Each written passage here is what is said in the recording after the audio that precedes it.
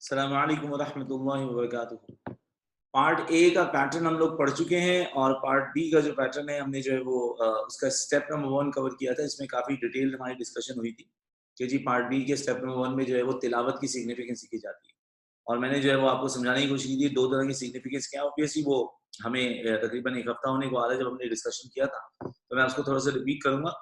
Part B का pattern खत्म करना है, उसके बाद आयतुल कुर्सी का पार्ट बी भी आज ही करना है इंशाल्लाह और उसके फौरन बाद सूरह इखलास का ए और बी डिस्कस होगा। जब सूरह इखलास का ए डिस्कस होगा तो मैं आपको पार्ट ए का पैटर्न का दोबारा रिवीजन करा दूंगा, जो कि बस 1 आध मिनट में डिस्कशन हो जाएगी।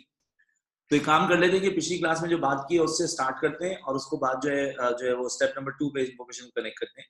फिर वर्कबुक नंबर 1 पे डिस्कशन हो रही है और वर्कबुक नंबर 1 जो है उसके पेज नंबर 4 पर है हम लोग, जिसमें हमने pattern of part B start किया हुआ है और हम ऑलरेडी जो है पेज नंबर 5 पर जो है वो लास्ट क्लास में यानी कि जो हमारी पेपर 1 की लास्ट क्लास थी उसमें हमने पार्ट ए जो है वो आयतल कुर्सी का कवर कर लिया, जिसमें हमने 10 टीचिंग सीखी थी, वो कवर हो चुका। अब हमें आयतल कुर्सी भी खत्म करनी है, सूरह बकरा की बस नंबर 255 है और सूरह इखलास को भी आज ही हम कवर करेंगे। तो सर मैंने आपको बताया कि एग्जामिनर साहब सवाल पूछ रहे हैं, briefly explain the importance of these passages in a Muslim's life today. ये जो पैसेज आप पढ़ रहे हैं इनकी जो है मुसलमानों की लाइफ में क्या सिग्निफिकेंस है वो बता दें।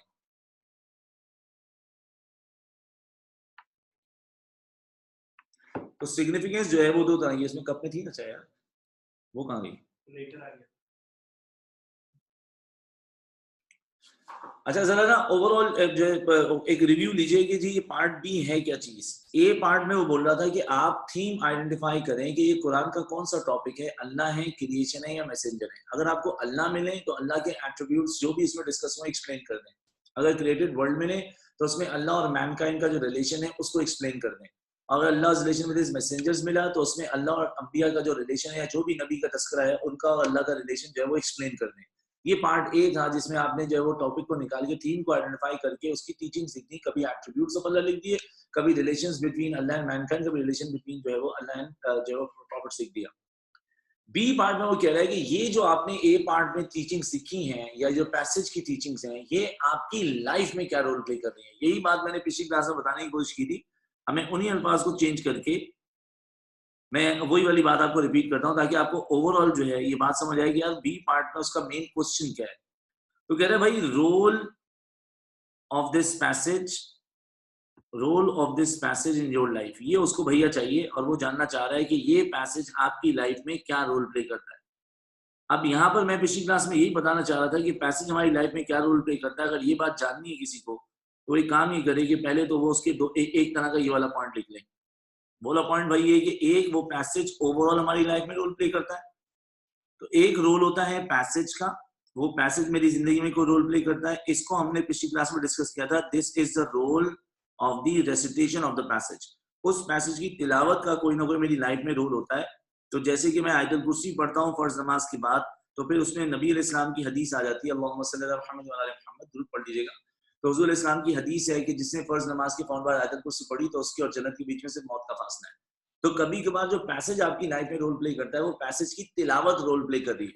और अगर पैसेज की तिलावत रोल प्ले कर रही है तो ये एक पॉइंट बनेगा जो कि स्टेप नंबर 1 था। आज का स्टेप नंबर 2 और 3 जो आप सीखेंगे वो क्या है, टीचिंग आपकी लाइफ में क्या रोल प्ले कर रही है। तो अगर सूरह इखलास में पढ़ता हूँ, तिलावत करता हूँ 3 बार तो मुझे पूरा कुरान पढ़ने का सवाब मिलता है। ये है तिलावत की सिग्निफिकेंस। सूरह इखलास is playing a role in my life that at least once in a day I recite this surah thrice to have the blessings equivalent to the blessings of reciting the whole Quran. तो ये उसकी तिलावत का मेरी life में role है। ये आपने मेरे साथ पिछली क्लास में डिस्कस कर लिया था, जिसमें हमने स्टेप नंबर 1 लिखा था significance of the recitation of the passage. Passage की तिलावत की सिग्निफिकेंस, उसके सारे जो भी सिग्निफिकेंस बनते थे मैंने एक जगह लिखवा दिए। अब स्टेप नंबर 2 और स्टेप नंबर 3 जो आज आप डिस्कस करेंगे, जो कि बहुत जल्दी गुफ्तगू खत्म हो जाएगी और आपको कोई चीज कंफ्यूज करे तो मैं आपके सवाल साथ साथ जवाब देता रहूंगा इंशाल्लाह। वो ये कि अब आपने तिलावत की सिग्निफिकेंस सीख दी, ये बताएं अब इसके अंदर कुछ टीचिंग्स हैं उनकी सिग्निफिकेंस बताइए। तो उनकी टीचिंग की सिग्निफिकेंस क्या है, अब मैं उसमें से एक सिग्निफिकेंस आपको निकाल के दिखाता हूं ताकि आपको थोड़ा सा जो है वो मैसेज क्लियर हो। मैंने जैसी आयतुल कुर्सी पढ़ी तो आयतुल कुर्सी में एक जगह लिखा था he knows what is before after और बिहाइंड देम। तो अल्लाह पाक के पास नॉलेज ऑफ ऑल टाइम्स है। अल्लाह पास जानते हैं, प्रेजेंट जानते हैं और फ्यूचर जानते हैं। ठीक है, अब ये जो पैसेज मेरी लाइफ में क्या रोल प्ले कर रहा है, मैं आयतुल कुर्सी की तिलावत करता हूँ for the protection of my life, my honour, my possessions, my valuables and my beloveds. ये आयतुल कुर्सी की तिलावत की सिग्निफिकेंस है। अब आयतुल कुर्सी की टीचिंग मेरी लाइफ में क्या रोल प्ले कर रही है? यहाँ लिखा है अल्लाह के पास नॉलेज बिफोर आफ्टर और बिहाइंड की है, ये है knowledge of all times. So knowledge of all times हमारा क्या मतलब है? कौन कौन से टाइम्स की नॉलेज है अल्लाह सुब्हानहू व तआला के पास? नॉलेज ऑफ टाइम्स का मतलब क्या है? अल्लाह के पास किस किस टाइम की नॉलेज है?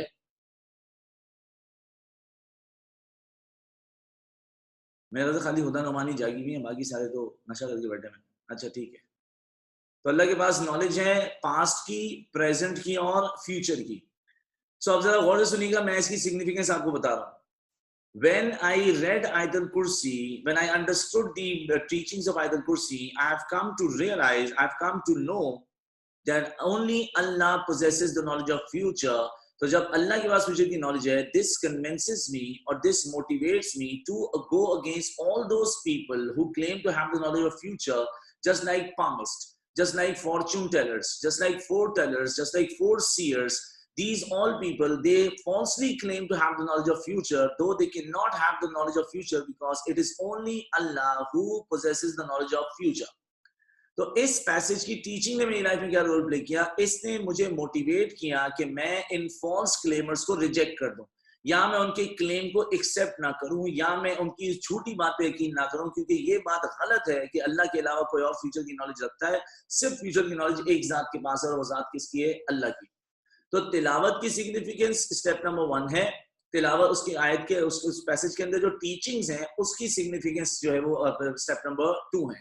अब यहाँ पर जब भी मैं स्टेप नंबर 2 फॉलो करूंगा तो स्टेप नंबर 2 लिखते हुए एक चीज बड़ा खास जो है वो उसमें गेम आता है, और वो खास जो गेम आता है वो ये कि हम स्टेप नंबर 2 पे जब पहुंचेंगे तो यहाँ पर जो है वो जो फ्रेज है वो बड़ा रोल प्ले करता है। अब जरा मेरी बात ध्यान सुनना, और चाहो तो मैं पूरा का पूरा ये 5 मिनट का डिस्कशन रिपीट भी कर सकता हूँ, क्योंकि यही पार्ट बी का सारा डिस्कशन है। उस दिन मैंने जल्दबाजी में नहीं करना था, इसलिए मैंने वहां पर क्लास रोक दी थी।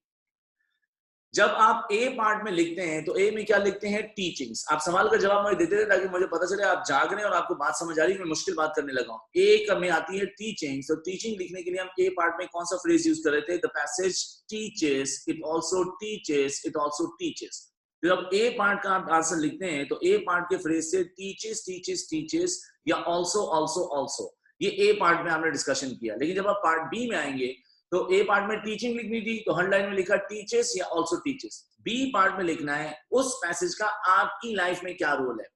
तो उस पैसेज का आपकी लाइफ में रोल लाने के लिए आपको करना ये होगा कि आपको अपनी लाइफ में रोल प्ले करवाने के लिए फ्रेजेस यूज करने पड़ेंगे। बी पार्ट के फ्रेजेस की एक बहुत बड़ी लिस्ट है। अब कंफ्यूजन अगर हो रही है तो कोई मसला नहीं, मैं एक फ्रेज आपको बता दूंगा जो आपका फेवरेट हो के सारा आंसर बना सकता है, लेकिन फिलहाल हम फ्रेजेस की डिस्कशन कर लें। ये फ्रेजेस इसलिए आपको इजी लगने चाहिए क्योंकि हम ऑलरेडी आर्टिकल्स ऑफ फेथ में इनका डिस्कशन कर चुके हैं, और ये फ्रेजेस यूज करना इसलिए मुश्किल नहीं है क्योंकि इजी लैंग्वेज है। अब ये जो फ्रेज ए पार्ट में क्या था? Teaches teaches teaches, also also also, यानी कि also teaches also teaches. B part में जब भी कोई फ्रेज आएगा उसमें आप देखेंगे एक बात कॉमन होगी, वो होगा कभी वी आएगा, कभी अस आएगा और कभी आवर आएगा। तो बी पार्ट के फ्रेज में एक बात कॉमन है, वी आवर अस। सवाल क्या है? ये पैसेज आपकी लाइफ में क्या रोल प्ले कर रहा है? आपकी लाइफ में रोल प्ले करने के लिए बात या अंदाजे बयान ही ऐसा हो कि जिसमें वो आपकी लाइफ में वो पॉइंट आ जाए। तो आपकी लाइफ में वो चीज लाने के लिए एक फ्रेज यूज होगा जिसमें वी आए, आवर आए या अस आए। तो आप फिर उसके आगे अगर बेसिक बात भी लिखेंगे तो वो नजर आएगा कि जी this is connected with your life and this is playing a role in life. Question क्या है? briefly explain the importance of these passages in a Muslim's life today. तो आपकी लाइफ से इसको कनेक्ट करना है, और आपकी लाइफ से कोई भी टीचिंग को कनेक्ट करने का तरीका ये है कि आप पहले फ्रेज लेकर आए। अब फ्रेजेस बहुत सारे हैं, जैसे कि ये आ गया जी, it strengthens our belief in, it reminds us about, it ensures us को हम लोग जो है वो it convinces us भी लिख सकते हैं। it ensures us हो सकता है, या शायद में साथ में it convinces us भी हो सकता है, जो कि मैं काफी ज्यादा जो है पैसेज में यूज करता हूँ। फिर कभी कभार it encourages, it motivates us, कभी it helps us to understand आ गया, कभी it enables us to understand आ गया, कभी we learn, we realize, we evaluate आ गया। अब हम तमाम फ्रेज में गौर करो तो इसमें कॉमन क्या है? we, our, us। A part का फ्रेज बताओ, ए में हर पॉइंट कौन से फ्रेज से यूज होगा? लाइबा ने तो लिख के भेज दिया है, बाकी लोग बता दें। ए में आप लिखेंगे it teaches, it also teaches, it also teaches। लेकिन बी में जब भी आप कोई फ्रेज यूज करेंगे वो फ्रेज क्या होगा? we, our, us। अब now let me just give you an idea कि आप किस तरह से जो है इन फ्रेजेस को यूज करेंगे, क्योंकि आप अगर घबरा रहे हैं तो घबराने की किसी जरूरत नहीं, क्योंकि फ्रेजेस बहुत आसान है। देखो, मैंने आयतुल कुर्सी में पढ़ा कि अल्लाह पाक के पास नॉलेज है पास्ट की, प्रेजेंट की और फ्यूचर की। Could you please tell me अल्लाह की नॉलेज कैसी होती है, ऑर्डिनरी या सुप्रीम? अल्लाह की नॉलेज कैसी होती है, ऑर्डिनरी या सुप्रीम? अल्लाह की नॉलेज ऑर्डिनरी नहीं बल्कि सुप्रीम होती है। तो अब जरा देखना मैं पॉइंट क्या बना रहा हूँ, फ्रेज चेक करना। It strengthens our belief in the supreme knowledge of अल्लाह। अब इस पैसेज ने मेरी लाइफ में रोल प्ले किया कि इस पैसेज की वजह से मेरा अल्लाह की सुप्रीम नॉलेज पर ईमान मजबूत हो गया। देखिए अगर मैं लिखूं it teaches the supreme knowledge of अल्लाह, ये तो टीचिंग बन जाएगी। वो पूछ रहा है आपकी लाइफ में से क्या रोल प्ले किया। It strengthens my belief that only Allah has a supreme knowledge. तो अगर फ्रेज ना हो तो आम सी बात लगेगी, अगर फ्रेज लग जाएगा तो वो आपकी लाइफ से कनेक्टेड बात जब लगेगी तो यही आपको स्कोर देगा, भले आपको बहुत आसान सी बेसिक सी बात क्यों ना कर रहा हूं। एक बात बताइए, आयतुल कुर्सी में लिखा हुआ था कि हिज आर ऑल थिंग्स, हर चीज के मालिक अल्लाह सुब्हानहू तआला है। अगर हर चीज के मालिक अल्लाह सुब्हानहू तआला है तो इसका मतलब अल्लाह की अथॉरिटी कैसी है, ऑर्डिनरी है, एवरेज है या सुप्रीम है? अल्लाह की अथॉरिटी कैसी है, एवरेज है या सुप्रीम है? सुप्रीम है ना। तो ये स्क्रीन पे फ्रेज आ रहा है आपके सामने, it is send our belief use करो तो पॉइंट क्या बनेगा, लिख के भेजो। अगर मैं अल्लाह की सुप्रीम अथॉरिटी के बारे में बात करूं और ये फ्रेज यूज करूं तो पॉइंट क्या बनेगा, टाइप करके भेजें। मुस्बा मुईद का आज बड़ा दिमाग चल रहा है, टकाटक जवाब आ गए। पूरा पॉइंट भेजना मिस्टर जिब्रील साहब, पूरा पॉइंट फ्रेज के साथ। ठीक है जी, जवेरिया हुदा बिल्कुल बेहतरीन। नहीं सुप्रीम नॉलेज नहीं बेटा, हुदा अथॉरिटी का पॉइंट है ना। मैंने जब पढ़ा इज ऑल थिंग्स, अल्लाह की अथॉरिटी आई तो पॉइंट बना it strengthens our belief in the supreme authority of अल्लाह। शीजा ने भी नॉलेज लिख दी है। अरे बेटा हम अथॉरिटी की बात कर रहे हैं, नॉलेज का तो पॉइंट मैं बता चुका हूँ। मैं आयतुल कुर्सी पढ़ रहा हूँ तो आयतुल कुर्सी पढ़ के मुझे ये समझ में आ रही है कि अल्लाह की अथॉरिटी सुप्रीम है और उसको मैंने अपनी लाइफ से कनेक्ट करने के लिए फ्रेज यूज किया तो पॉइंट बना it strengthens our belief in the supreme authority of अल्लाह। ठीक है, इसी तरह का स्टेटमेंट और पूछूंगा, देखो आप जवाब दोगे तो कॉन्फिडेंस बूस्ट होगा तुम्हारा। मुझे तो ये सब कुछ यूज आता है लेकिन ये यूज बहुत मुश्किल है नहीं कि उसमें हम ज्यादा परेशान ना भी हों। उस दिन हम सूरह ज़िलज़ाल पढ़ रहे थे। सूरह ज़िलज़ाल में लिखा हुआ है कि क़यामत का मंजर होगा तो अल्लाह पाक हुक्म देंगे जमीन को, the earth is going to produce excruciating earthquake, ज़लज़ले आएंगे, सब लोग मर जाएंगे, फिर जमीन जो है वो अपना गुबार बार फेंकेगी, सब लोग जिंदा होंगे, रेजरेक्शन प्रोसीजर होगा, अल्लाह के सामने हिसाब होगा, हर नेकी की जजा होगी, हर बुराई की सजा होगी। सूरह ज़िलज़ाल है। Could you please tell me सूरह ज़िलज़ाल में किस डे का जिक्र है? सूरह ज़िलज़ाल में किस डे का जिक्र है? डे ऑफ जजमेंट का। अब मुझे प्लीज ये बता दीजिए कि मैं जब सूरह ज़िलज़ाल पढ़ता हूं तो सूरह ज़िलज़ाल पढ़ के मेरा डे ऑफ जजमेंट पर ईमान कमजोर होता है या मजबूत होता है? मजबूत हो गया। तो अब आप ये पॉइंट मुझे जरा बना के दिखाएं ना, it strengthens our belief use करें डे ऑफ जजमेंट के हवाले से, क्या पॉइंट बनेगा? चलें जी, अलीम अब्बास ने भेज भी दिया है, वेरी गुड अलीम। आज हुदा भी बहुत तेज आ रही है, एक हुदा और एक और नाम जो मैंने लिया था उनका भी पॉइंट आ गया है, मुस्बा। It strengthens our belief on the day of judgement या in the day of judgement. इसको अगर थोड़ा सा खूबसूरत बनाना हो तो it strengthens our belief in the day of judgement and that अल्लाह विल बी आवर ओनली जज। तो पता ये भैया ही चला कि अगर मैं अपने पास टीचिंग को थोड़ा सा इवैल्यूएटिव बनाना चाहूँ तो मैं उसमें अगर फ्रेज को यूज कर लूँ तो फ्रेज के साथ टीचिंग जुड़ के मेरी लाइफ में रोल प्ले कर रही है। अब देखो थोड़ा सा अपना कॉन्फिडेंस बूस्ट करो ताकि आपको पता चल जाए कि यार ये फ्रेजेस आपको परेशान नहीं करेंगे। एक काम करते हैं, एक किस्सा ये बताइए, सूरह ज़िलज़ाल में जो खबर आई वो है कि जब जलजला आएगा सब लोग मर जाएंगे, तो इसका मतलब जितने भी लोग हैं वो मॉर्टल्स हैं। और फिर सूरह ज़िलज़ाल में लिखा है कि earth is going to throw our burden, तो जो लोग मरे हुए थे वो लोग भी उठ जाएंगे। मतलब पहले की बहुत सारी पूरी दुनिया मर चुकी होगी और जो बची होगी वो सारी दुनिया उस दिन मर जाएगी। तो मैं जब भी सूरह ज़िलज़ाल पढ़ता हूँ तो सूरह ज़िलज़ाल पढ़ के मुझे क्या याद आती है? मॉर्टैलिटी। सूरह ज़िलज़ाल पढ़ के मुझे मेरी मॉर्टैलिटी याद आती है। क्लियर हो गया बेटा सर? अब बेटा सर बोल रहा हूँ, क्लियर हो गए बच्चे? तो आप मुझे बताओ, अगर सूरह ज़िलज़ाल पढ़ के मुझे मॉर्टैलिटी याद आती है तो ये फ्रेज जो स्क्रीन पे है इसको यूज करो, इट रिमाइंड्स अस यूज करके क्या पॉइंट बनेगा? It reminds us about our mortality को इसको थोड़ा सा और आगे कर दें, it reminds us about our mortality that eventually we will die. ठीक है ना, मॉर्टैलिटी का मतलब ये है कि इवेंचुअली सूनर और लेटर, आज नहीं तो कल, नहीं तो क़यामत ही आई जाएगी, तो इंसान, हर कोई इंसान जो है सब मॉर्टल है तो मर जाएंगे। It reminds us about our mortality that eventually we will die sooner और लेटर। चलिए ये बात बिल्कुल ठीक हो गई, मेजॉरिटी लोगों का पॉइंट आ गया, अल्हम्दुलिल्लाह, जबरदस्त। वो एक स्टोरी आपने सुनी हुई थी कि आदम अलैहिस्सलाम को अल्लाह ने जब मिट्टी से बनाया तो अल्लाह पाक ने उनके अंदर रूह फूंकी। So when the soul was inculcated into the body of Adam alayhi salam, so he became a complete human being. So we are the mixture of clay and soul. फिर अल्लाह पाक ने हजरत आदम अलैहिस्सलाम को नाम सिखाया, जो सूरह बकरा में अल्लाह कहते हैं, he taught Adam the names of all things. मैंने आदम अलैहिस्सलाम को जब नाम सिखाया तो उनको दो चीजें मिली, एक नॉलेज तो मिल गई और उससे पहले उनको फ्री विल मिल चुकी। So Adam is having, yani humankind is having knowledge and also is having the power of free will.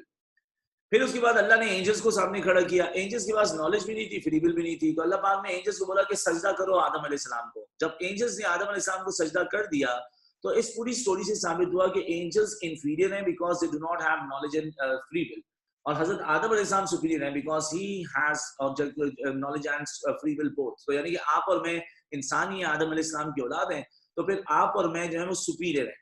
ये स्टोरी मुझे और आपको हमारी सुपीरियरिटी की याद दिलाती है based on knowledge and free will. अब बताओ पॉइंट क्या बनेगा रिमाइंड्स अस यूज करके। थोड़ा सा लंबा पॉइंट बनाओ, it reminds us about our superiority. के आगे बेस्ड ऑन भी तो यूज करो जी, रिमाइंड्स अस यूज करना है। मुस्बा मोइद कहते हैं it reminds us about our superiority over angels, very good, because we have knowledge and free will. Mohammad Abdullah, oh very good Mohammed Abdullah, we are reminds about our superiority over other creations because of knowledge and free will. Nice. Saad Siddiqui doing good. Mohammed Basim, it reminds us of our knowledge which make us superior. नहीं, knowledge नहीं remind कराती, superiority याद कराती है based on knowledge. थोड़ा सा उल्टा हो गया अब्दुल्ला भाई point. It reminds us about our superiority to believe in angels and prophecy. Tuba, what is this? कहाँ ले जा रही है point को? It reminds us about our superiority because of knowledge and free will. ना सीधी आसान बात करें, प्रोफेसी को और एंजल्स को घुसड़ने की क्या जरूरत है। लेकिन चलें, फ्रेज आपने सही यूज किया है, बहरहाल आगे पॉइंट में थोड़ी सी गड़बड़ हो गई, फ्रेज सही था। मोहम्मद शाहजमान कह रहे हैं reminds us about our status being superior over angels because, आगे शाहजमान ऐड कर दो, because of the knowledge and free will granted to us. बेहतरीन पॉइंट हो जाएगा। सही है जी, इसका मतलब फ्रेज यूज करने में आपको कोई दिक्कत नहीं हो रही। चलो एक और बार फ्रेज यूज करो ताकि थोड़ा सा कॉन्फिडेंस आ जाए। ये बताइए, ये जिल्जाल जब पढ़ेंगे, जिल्जाल में लिखा हुआ है कि अल्लाह पाक जो है हमें कब्रों से उठाएंगे, कब्रों से उठा के हमें अराफात के मैदान में बुलाएंगे और वहां ग्रुपिंग की फॉर्म में जाके हम अल्लाह को हिसाब देंगे। तो सूरह जिल्जाल पढ़ के मौत तो याद आती है, लेकिन मौत के बाद वाली एक और जिंदगी याद आती है जब कब्रों से उठ के रेजरेक्शन का प्रोसीजर होगा, अल्लाह के सामने हिसाब देंगे। हिसाब देने को क्या बोलते हैं? अकाउंटेबिलिटी। तो सूरह जिल्जाल पढ़ के मुझे मेरा हिसाब याद आता है कि मुझे हर एक्शन और स्पीच का हिसाब देना है। तो रिमाइंड्स अस यूज करके पॉइंट बना दो बेटा जल्दी से। और हिसाब किताब बोलते हैं अकाउंटेबिलिटी। अलीम अब्बास ने तो सीधा सा पॉइंट बना दिया, it reminds us about our accountability. बस it reminds us about our accountability, that we are answerable of our deeds। ठीक है, इसको यूं भी कह सकते हैं, it reminds us about our accountability, that we will be judged based on our action and speeches by the only judge called Allah। वो तो आप किसी तरह से भी लिख सकते हैं, अभी तो फ्रेज का यूज हो रहा है। तो it reminds us about our accountability, that we are answerable of our deeds। ये बात बिल्कुल मुनासिब है। अब ये जो फाकिया इस वक्त मुझे मोर्टालिटी का पॉइंट भेज रही है, ये क्या हो रहा है फाकिया? हम अकाउंटेबिलिटी पे बात कर रहे हैं तो वो मोर्टालिटी तो बात की हमें अरसा हो गया। तो it reminds us about our, ओहो ये क्या जबरदस्त बात की है। शीजा कह रही है कि it reminds us about our accountability on the day of judgement by अल्लाह। नहीं, एक और पॉइंट आया था, on the day of judgement add कर दिया। शीजा का ही पॉइंट है, reminds us about our accountability on the day of judgement add कर दिया। जो भी एक्सप्लेनेशन आपने देनी वो आपकी अपनी चॉइस है, और ये सारी बातें गलत नहीं है, बातें आप दुरुस्त कर रहे हैं सिवाय एक का तुक्का के। So it reminds us about our accountability towards Allah on the day of judgment based on our actions। तो यहाँ पर शाहजमान आ गए, मैं आपकी जगह होता तो मैं actions के आगे and speeches भी ऐड कर देता तो पॉइंट और बेहतर हो जाता। अली बसमान भी बिल्कुल दुरुस्त हैं। चलें सर, इसका मतलब आपको फ्रेज का इस्तेमाल करना आ गया है। तो अब एक बच्चा मुझे कह रहा है कि सर खुर्रम बात ये है कि आपने हमें सिखाया कि जी पार्ट बी में लाइफ में रोल प्ले करने के लिए फ्रेजेस आते हैं, फ्रेजेस की आपने लिस्ट बहुत सारी दी है। सर खुर्रम ऐसा ही होता है कि आपने हमें ए में बताया कि ए का एक फ्रेज है टीचर्स और आल्सो टीचर्स, लेकिन sir Khurram when I was doing part B मुझे कंफ्यूजन हो रही है क्योंकि आपने मुझे फ्रेजेस की एक लिस्ट दे दी है, तो मुझे उनका यूसेज तो आता है, लेकिन आई एम ऑलवेज कंफ्यूज कि यार मैं जो अप्लाई कर रहा हूँ ये बेस्ट है कि नहीं है। तो सर क्या ही बात होती कि आप हमें एक ही फ्रेज दे देते पार्ट बी में जो कि हर जगह अप्लाई हो जाता है। जैसे ए का फ्रेज है टीचर्स, तो बी में भी एक फ्रेज होता है जो हर जगह लग जाता है, तो हमारी लाइफ थोड़ी सी एज अ स्टूडेंट आसान हो जाती है। मैंने कहा कोई बात नहीं बेटे, इसका भी तरीका है।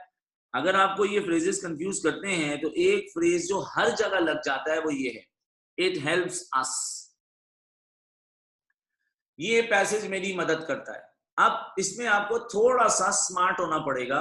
स्मार्टनेस की जरूरत ये है कि कभी आप बोलें it helps us to understand, लेकिन बार बार अंडरस्टैंड ना बोले, फिर कभी आप बोले it helps us to understand के अलावा it helps us to analyse, कभी आप बोले भैया it helps us to evaluate, कभी आप बोले भैया it helps us to realise, कभी आप बोले it helps us to understand. मतलब आप कह रहे मैं एक ही फ्रेज यूज करूंगा, मुझे बाकी यूज ही नहीं करने, तो एक ही फ्रेज हर जगह लग जाता है। It helps us to understand, it helps us to analyse, it helps us to evaluate, it helps us to realise.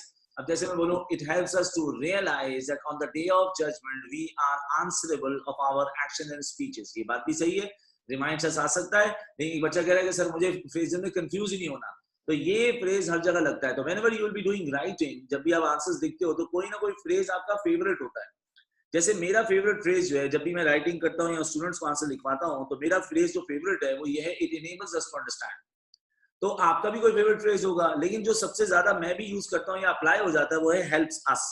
तो या तो तुम ये सारे फ्रेजेस यूज करना सीखो, और जहां जो आए, क्योंकि इंग्लिश लैंग्वेज इतनी भी कोई मुश्किल नहीं है आपकी, तो जो मीडियम इंस्ट्रक्शन मेजर सब्जेक्ट्स ही इंग्लिश लैंग्वेज है, तो बस लैंग्वेज का यूसेज है।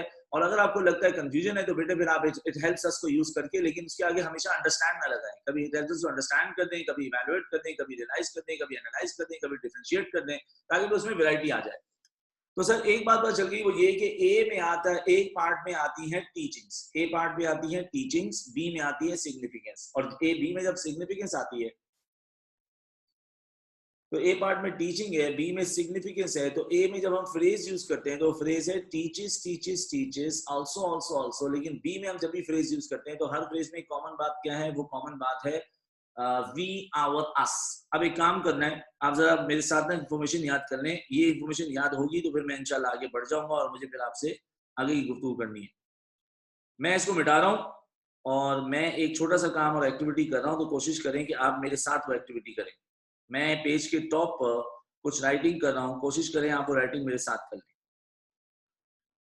ऐसे करके एक कॉलम बनाते हैं, ये आ गया जी एक कॉलम। इस कॉलम का जो ऑब्जेक्टिव है वो ये है कि पता करना है ए और बी में क्या फर्क है, ए पार्ट में और बी पार्ट में क्या फर्क है, ये ऑब्जेक्टिव है इस कॉलम का। तो सर ए पार्ट और बी पार्ट में क्या फर्क है, आप साथ साथ याद भी करते रहो, लिखते भी रहो। आप पेज नंबर 4 के टॉप पे हो, ताकि आप जब भी इससे पेज पे आओ तो आपको याद हो जाए। ए पार्ट और बी पार्ट का बड़ा फर्क है, ए पार्ट में लिखी जाती है थीम, बी पार्ट में लिखी जाती है इंपॉर्टेंस। पहला बहुत बड़ा फर्क ये है। Could you please tell me, theme के अंदर हम लोग क्या लिखते हैं? Could you please tell me, theme के अंदर हम लोग क्या लिखते हैं? टीचिंग्स। तो मुझसे कोई स्टूडेंट पूछता है सर खुरम ए पार्ट और बी पार्ट में क्या फर्क है, तो मैं बताता हूँ ए में आती है टीचिंग्स, बी में आती है सिग्निफिकेंस या इंपॉर्टेंस। ए और बी का पहला फर्क है, ए में आती है टीचिंग्स, बी में आती है इंपॉर्टेंस। ये पहला डिफरेंस आ गया। दूसरा डिफरेंस मेरा बच्चा फ्रेजेस का है। ए के फ्रेजेस बताओगे प्लीज? ए के फ्रेजेस क्या है? Teaches, also also also. A के फ्रेजेस हैं teaches teaches teaches, also also also. लेकिन जैसे मैं बी में आता हूं तो बी के फ्रेजेस बताओ, अभी आपने मेरे साथ पढ़ा। बी के फ्रेजेस क्या है? वी, आवर या फिर अस।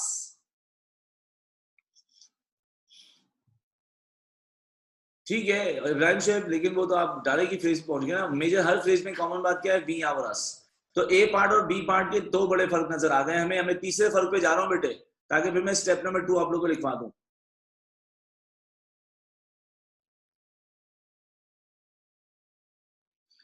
तैयार है सर? पहले ये याद करें, ए पार्ट और बी पार्ट में क्या फर्क है। ए में आती है टीचिंग्स, बी में आती है इंपॉर्टेंस। ए के फ्रेजेस हैं टीचेस, आल्सो आल्सो। बी के फ्रेजेस हैं वी, आवर, अस। तीसरा सबसे बड़ा फर्क ए और बी पार्ट का जो है, जिसपे मुझे अब आपसे लंबी बात करनी है, वो ये, ए पार्ट में हमेशा आती हैं ऑब्वियस मीनिंग्स। लिखो फिर इसमें बात करते हैं। ए पार्ट में हमेशा आती हैं obvious meanings. Could you guys please tell me, his are all things की obvious meaning क्या है? His are all things जो आयतल कुर्सी में लिखा है, इसका मतलब क्या है? His are all things की क्या टीचिंग बनती है? His are all things का मतलब क्या है? Everything belongs to Allah. His are all things का मतलब क्या है? He owns everything. Askari Wajiha Umar कह रही है he owns everything. Allah is the owner of everything कह रही है फाकिहा, बिल्कुल ठीक है। हाशिम कह रहे हैं ही is the owner of all, all तो नहीं लिखा आपने लेकिन मैंने ऐड कर दिया ही is the owner of all, ठीक है ना। तो हिज आर ऑल थिंग्स को जब आप ये सारी जो आप लाइंस भेजो मेरा बच्चा मुझे जो करेक्ट इन्फॉर्मेशन आप मुझसे शेयर कर रहे हैं ये सारी क्या है, हिज आर ऑल थिंग्स की ऑब्वियस मीनिंग है। हिज आर ऑल थिंग्स को पैराफ्रेज कर रहे हो आप, तो जब ए पार्ट होता है तो उसमें टीचिंग क्या होती है, ऑब्वियस मीनिंग्स। यहाँ तक क्लियर हो गई बात। लेकिन ए और बी का सबसे बड़ा फर्क ये है कि ए में अगर आती है ऑब्वियस मीनिंग्स तो बी में लिखी जाती है hidden meanings.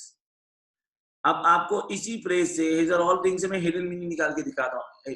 His are all things की ऑब्वियस मीनिंग क्या थी, ऑब्वियस मीनिंग है he owns everything in this universe we can see and we can not C.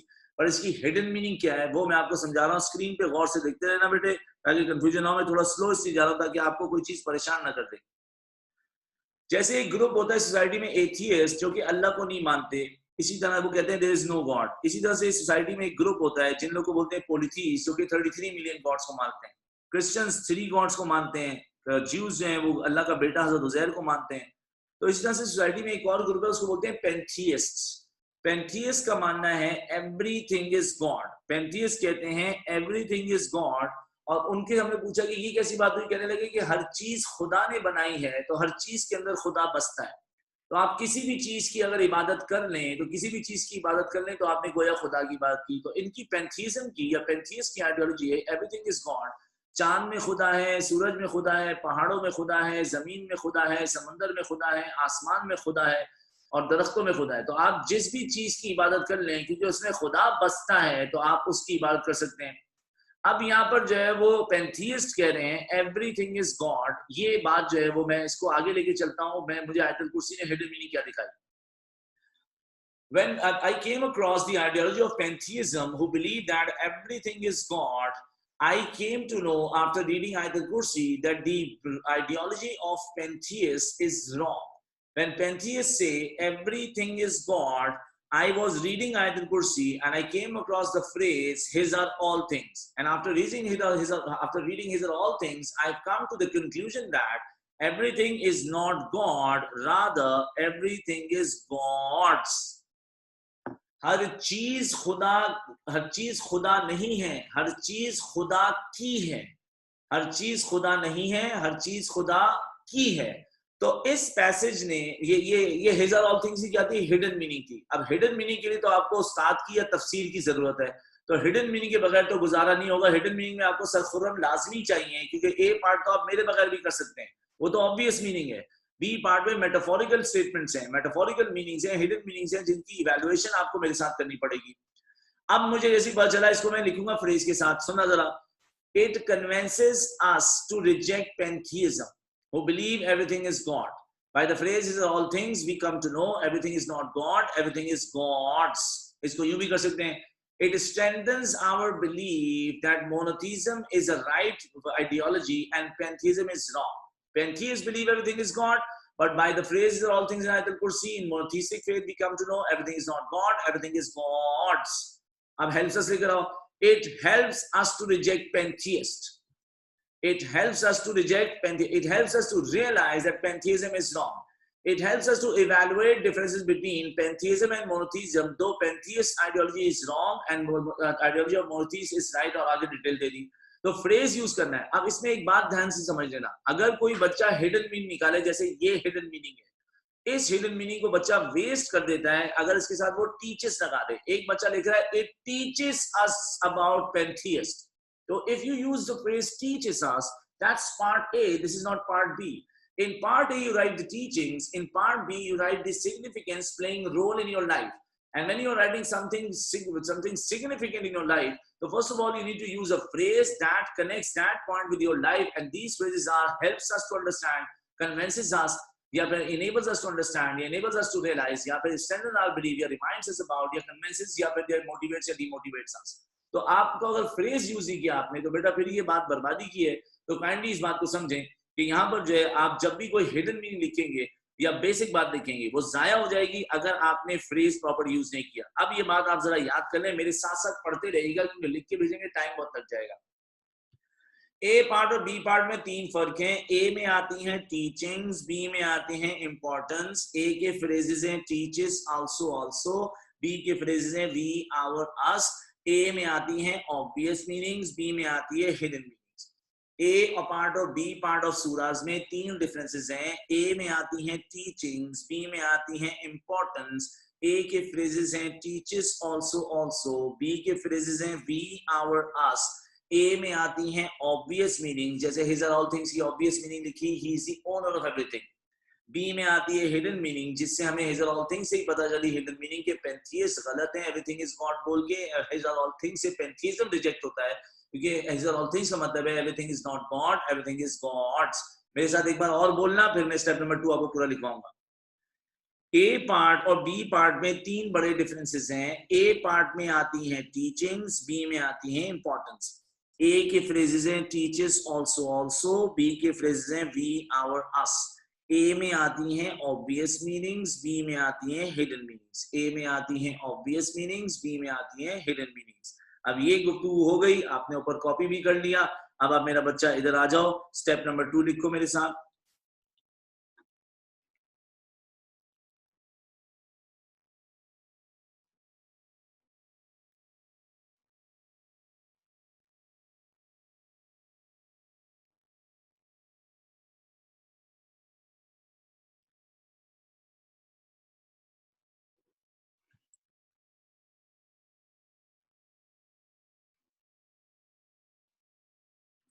Significance of the teaching of passage in our life. अब बेटा इधर देखना, example लिखते हुए आप गौर करना, तो मैं यहाँ पर जो है वो फ्रेजेस यूज कर रहा हूँ।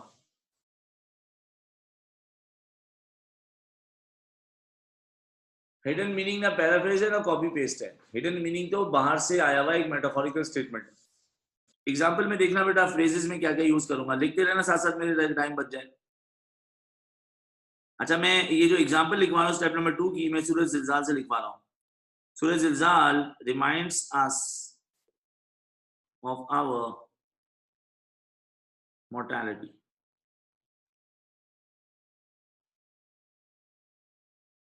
तो मैंने यहाँ कौन सा फ्रेज यूज कर लिया भाई, reminds us.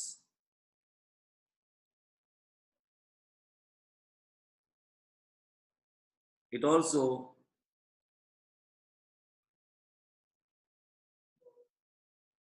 strengthens our belief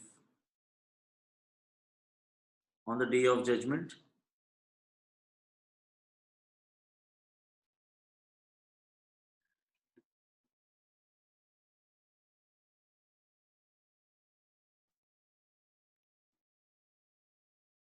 that Allah will be our judge.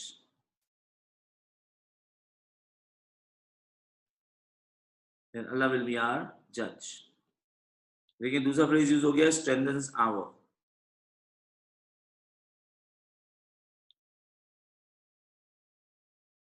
इसके आगे मैं एक और चीज ऐड करूं ताकि आपको जरा नजर आएगी पार्ट बी के पॉइंट्स किस तरह के होते हैं। This motivates us to prepare for the afterlife.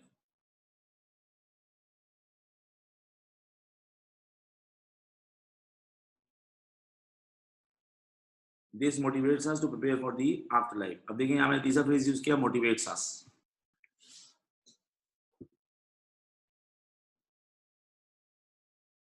I won't be uploading any recording even if you are ill. So I'm very sorry that I won't be able to help you out in this regard. I've already received the news that somebody is selling my videos, and this is obviously an attack on my intellectual property. And it is rather, rather than fighting against all these students and all these, bullies and all these people who are the, who are the thieves, rather than fighting against them, I prefer to be cautious. And to be cautious is that I shall not be sharing these videos, ताकि ना उनकी चोरी होने का खतरा हो और ना फिर मुझे किसी से लड़ना झगड़ना है, मुझे कोई परेशानी का सामना। So I'm very sorry that you are ill. I hope so that you are going to be cured soon, but I won't be able to help you out with the recording. I'm sorry for that.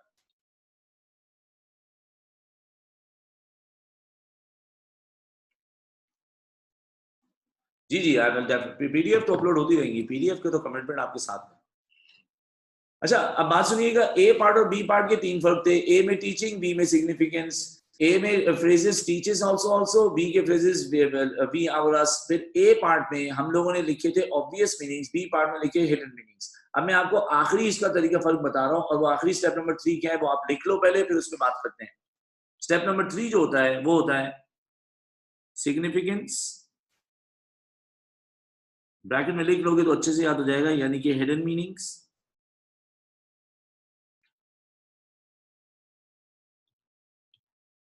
Significance, bracket hidden meanings from special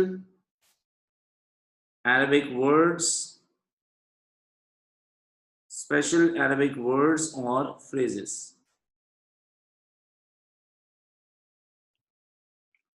Special Arabic words or phrases.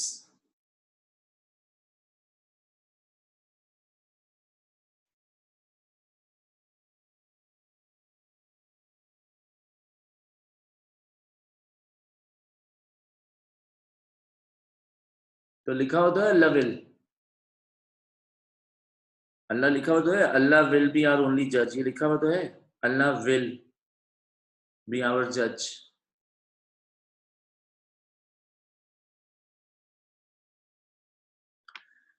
अच्छा, अब एक बात समझनी है क्योंकि आखिरी step है, इसके बाद पार्ट बी खत्म हो जाएगा और मैं आयतुल कुर्सी और सूरह इखलास की तरफ मूव करूंगा। आपने पार्ट बी में 3 काम किए। स्टेप 1 तिलावत की सिग्निफिकेंस, उसके लिए आपने कोई भी फ्रेज यूज नहीं किया, जनरली इस तिलावत की सिग्निफिकेंस को एक्सप्लेन कर दिया कि वो पैसेज की तिलावत मेरी लाइफ में क्या रोल प्ले करती है। फिर आपने स्टेप 2 में इंग्लिश फ्रेजेस से हिडन मीनिंग्स निकाली, जैसे कि हिज आर ऑल थिंग्स से आपने हिडन मीनिंग निकाली। फिर इसमें ऐसा भी होता है कि क्योंकि examiner is going to give you English translation as well as Arabic text, तो एट टाइम्स इट हैपेंस कि कोई ऐसे अरबिक वर्ड्स या फ्रेजेस होते हैं सूरास में जिनमें हिडन मीनिंग्स होती हैं, तो वो हर वर्ड में तो हिडन मीनिंग नहीं होती है, तो ये सूरास में ऐसे अरबिक वर्ड्स या फ्रेजेस जिसमें हिडन मीनिंग है उनको भी आप पार्ट में यूज करेंगे, क्योंकि हिडन मीनिंग लिखना इवैल्यूएटिव आंसर होता है। अब ये कौन सा अरबिक वर्ड या फ्रेज होगा ये आपको मैं बताऊंगा, आप रैंडमली खुद उसको सेलेक्ट नहीं कर सकते। अब ये हिडन मीनिंग किसी अरबिक वर्ड और फ्रेज से सर आप हमें सिखा दें, तो मैं आपको वो वर्ड जो फ्रेज जो है वो सिखा रहा हूँ, आप जरा स्क्रीन पे गौर करें। सूरह अलग जो है वो कुछ स्टूडेंट्स को पहले से याद होती है, तो सूरह अलग में देखो अल्लाह पाक क्या कह रहे हैं, जरा गौर से देखना, मैं पढ़ रहा हूँ यहाँ पर ताकि आप जो है मेरी बात को समझ सकें। सूरह अलग में अल्लाह पाक कह रहे हैं Iqra बिस्मि रब्बिकल लज़ी खलक़, Iqra, read in the name of your Lord who created man out of the clot of congealed blood. So verse number 1, the very first word that came on earth from the personality of Allah, of the book Quran, that was Iqra. और यहाँ Iqra का मतलब लिखा हुआ है read, और यही translation जो है वो हमें मिलेगी।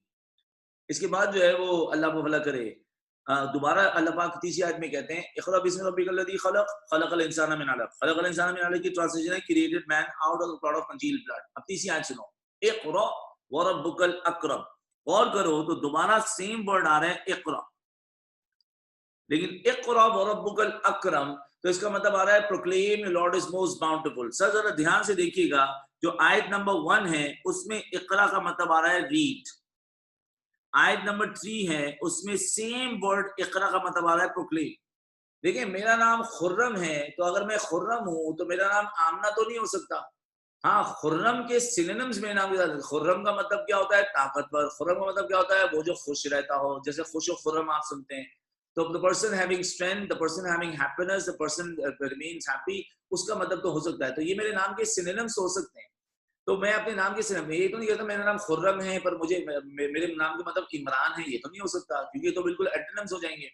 तो यहाँ पर जो है अगर वर्ड इकरा आया है तो इकरा का मतलब रीड आ गया, रीड के साथ यहाँ पर तो एक्वायरिंग समथिंग, नॉलेज या लर्निंग समथिंग आता, प्रोक्लेम कैसे आ गई, तो सिनोनिम्स ही है, ये दोनों एंटोनिम्स हैं। तो यही बात आपको समझानी है कि अगर एक सेम वर्ड है इकरा, तो उसके पहले मीनिंग रीड और बाद में प्रोक्लेम आ रहे हैं, जो कि आपस में एक दूसरे के अपोजिट्स हैं। रीड और प्रोक्लेम अपोजिट्स एक दूसरे के, ये सिनोनिम्स नहीं है। और अगर ऐसा है तो फिर अरबिक वर्ड में इकरा की जगह उकरे होता, इकरी होता, इकरा इकरू होता, लेकिन यहाँ पर तो इकरा word exactly alphabet to alphabet जेर जबर पेश के साथ सेम है, लेकिन उसकी मीनिंग क्यों जो है वो डिफरेंट है, और उसमें एंटोनिम्स को क्यों यूज किया गया, उसकी वजह है कि इसके अंदर एक हिडन मैसेज है, और हिडन मैसेज इस है, इसीलिए ये इस तरह के अल्फाज या इस तरह की चीजें जिनमें हिडन मैसेज हो उनको आप पार्ट बी में यूज करते हैं। अब वो हिडन मैसेज पहले मैं आपको समझा दूं, फिर उसको लिखने का तरीका समझेंगे। इंसान कायनात में कहीं भी रहता है, मुसलमान कायनात में कहीं भी रहता हो, पाकिस्तान में, अफ्रीका में, अमेरिका में या फलाना फलाना, जहां भी कुछ दुनिया में जहां भी इंसान रहता है यानी मुसलमान, उसके ऊपर अल्लाह ने डे वन से एक ड्यूटी लगाई। देखो ना जरा गौर करो आयत पे, हमने इंसान को बनाया गलीज कतरे से, ये बाद में बताया अल्लाह ने। सबसे पहली 5 आयतें जमीन पर नाजिल होने वाली, सबसे पहली 5 आयतें, उसमें अल्लाह बता रहे मैंने इंसान को कैसे बनाया, that is second topic. The first topic is मैंने इंसान को क्यों बनाया, ताकि इंसान दीन सीखे, ताकि इंसान दीन सीखे। तो पहली आयत में अल्लाह बोल रहे हैं मैंने इंसान को बनाया पढ़ने लिखने के लिए, तो दीन सीखने के लिए। और फिर मैं अल्लाह पाक बता रहे मैंने इंसान को बनाया कैसे, गलीज कतरे से। तो मैंने इंसान को बनाया दीन सीखने के लिए, गलीज कतरे से बनाया। और फिर सिर्फ इसलिए नहीं कि वो गलीज कतरे से बन के दीन सीखेगा, बल्कि जब वो दीन पे अमल करेगा तो उसकी गलाजत कम, तहारत बढ़ेगी और वो जन्नती होने का हकदार बनेगा। लेकिन जो दीन सीख के दीन पे अमल कर लेगा, ये इसकी ड्यूटी कंप्लीट नहीं होगी। यहाँ तो उसके लिए जन्नत का रास्ता आसान होगा, पर वो उसके बाद प्रोक्लेम का मतलब है दीन सिखाएगा। अब देखो ना, रीड का मतलब क्या होता है, to gain something, to acquire something, to learn something. हमें रीड का मतलब निकालूं तो रीड का मतलब होगा टू लर्न समथिंग। जैसे कि right now you guys are reading, you guys are learning.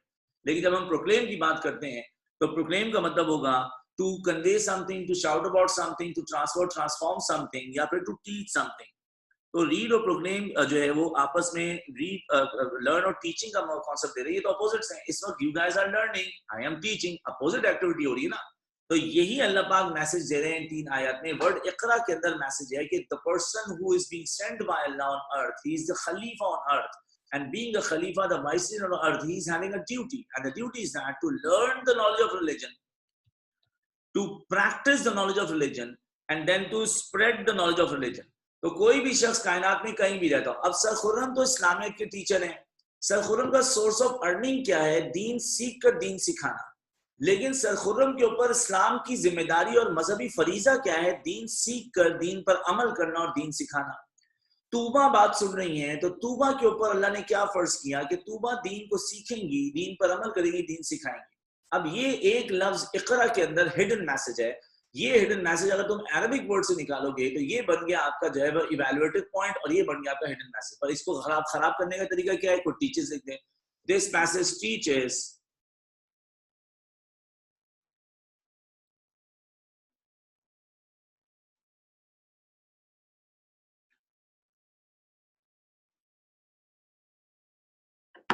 This passage teaches that Allah has given us a duty of learning and spreading deen. नहीं नहीं, teaches नहीं आ सकता ना, ये पार्ट बी है। इसको मैं कैसे लिखूंगा, मेरा फेवरेट फ्रेज आ जाएगा।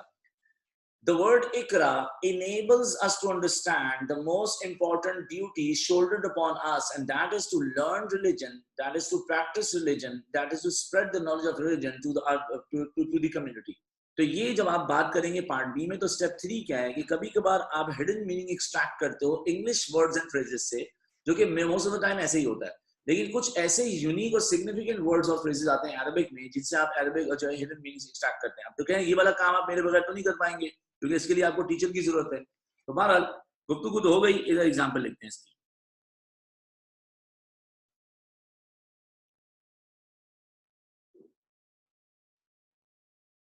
The word Iqra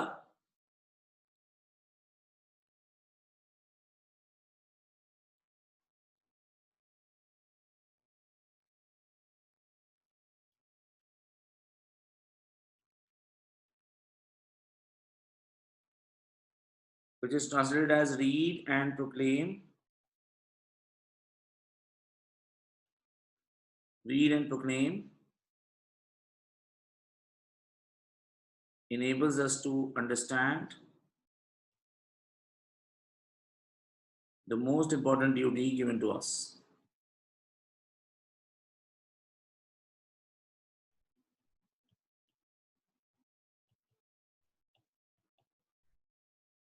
The most important duty given to us, that is to learn,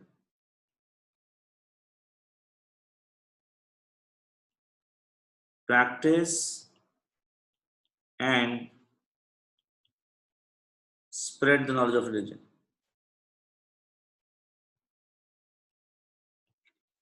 That is to learn, to practice, and to spread the knowledge of religion.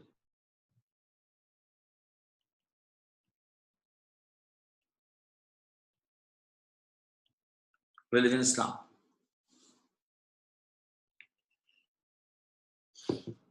जैसे लिख लो done भेजना, ताकि मैं इसके बारे में आपको फौरन से एक रेलेवेंट इन्फॉर्मेशन बता दूं।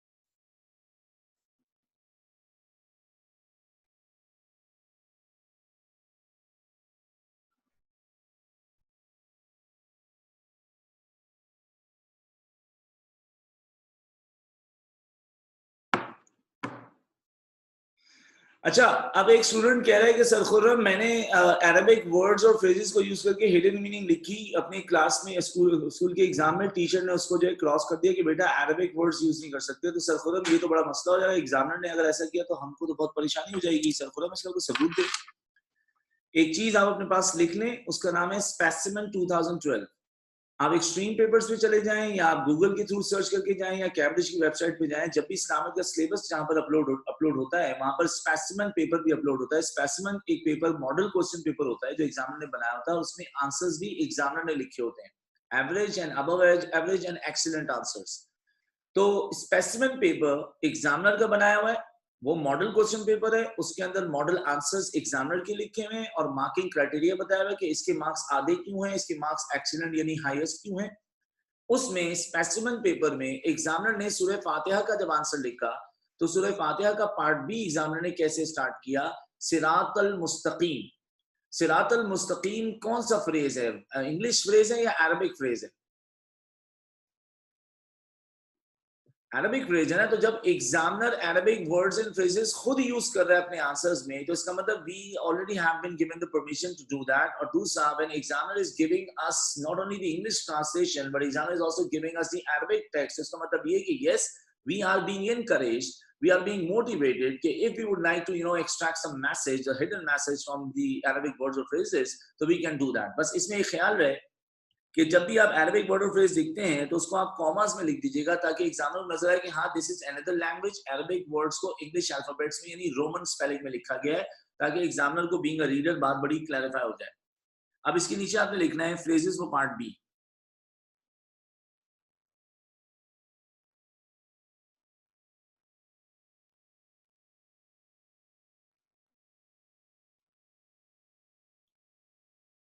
आप ये फ्रेजेस कॉपी करेंगे तो हम आयतुल कुर्सी पर डिस्कशन स्टार्ट कर देंगे। फ्रेजेस पार्ट बी देखो, जिसके बाद जगह खत्म हो जाएगी वो पेज नंबर 3 पे यूज कर लेना स्पेस। मैं फ्रेजेस दिखा रहा हूं आपको, फ्रेजेस कॉपी करो जल्दी बेटा, टाइम कम है, ताकि फिर मैं 2 सूरतें अपनी खत्म करके जाऊं यहाँ से। Phrases for part B copy कीजिए। Yes, we can write in Arabic writing, लेकिन वो एग्जाम का स्टाइल नहीं है। एग्जामिनर रोमन स्पेलिंग लिखता है, अरबिक लेटर्स नहीं लिखता। आप चाहें तो लिख सकते हैं।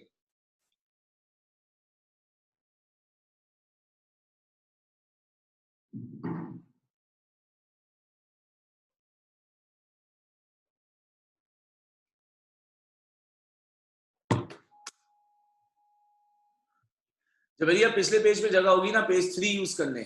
जगह खत्म हो जाए तो पेज 3 यूज कर लें, जहां पर टॉपिक और सब टॉपिक लिखे थे। कर दूं, स्टार्ट कर दूं?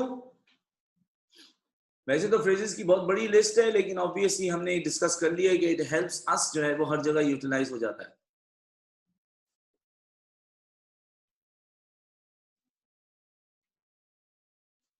अशमल साहब आप एब्सेंट थे, पेज 3 पे अच्छा खासा काम हो चुका है। पेज 3 पर हमने टॉपिक्स और सब टॉपिक्स लिखे हैं। आप पिछली क्लास में भी यही बात फरमा रहे थे, आप या तो रेगुलर आया करें, जब आप रेगुलर नहीं आते तो बार बार एक बात को हर क्लास में रिपीट करके मेरा वक्त जाया मत किया करें। आपको ऑलरेडी इस बात का मैं जवाब पिछली क्लास में दे चुका हूँ कि उस पर हम टॉपिक सब टॉपिक लिख चुके हैं। अब आपका या तो जहन कमजोर है या आप जानबूझ के हरकतें करते हैं।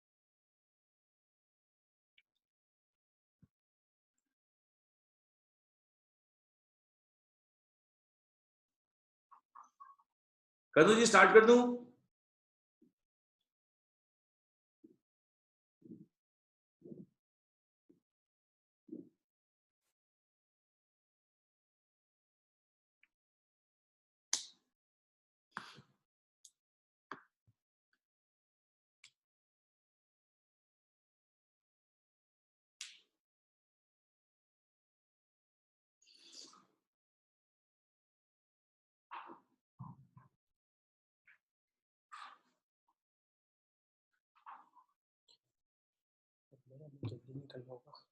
बुरी रश है आज भी?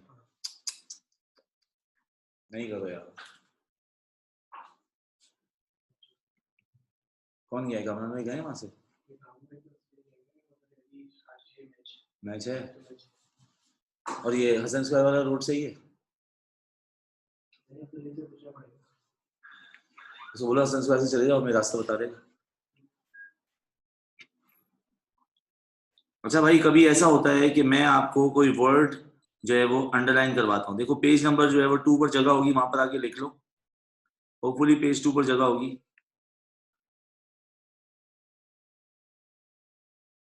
कभी ऐसा होता है कि मैं कोई वर्ड अंडरलाइन करवाता हूँ। अगर मैं कोई वर्ड अंडरलाइन करवा रहा हूँ पैसेज में, तो इसका मतलब ये होता है वर्ड या फ्रेज पार्ट ए में यूज होगा। क्योंकि मैं आपको भी आयतल कुर्सी में मार्किंग कराऊंगा, तो अगर मैं कभी कोई चीज अंडरलाइन कर रहा हूँ, इसका मतलब ये कि मैं उसको पार्ट ए में यूज करूंगा। कभी कभार मैं किसी चीज को बॉक्स में हाईलाइट करता हूँ। अगर मैं किसी चीज को बॉक्स में हाईलाइट कर रहा हूँ, तो उसका मतलब ये है कि वर्ड या फ्रेज यूज होगा पार्ट बी में।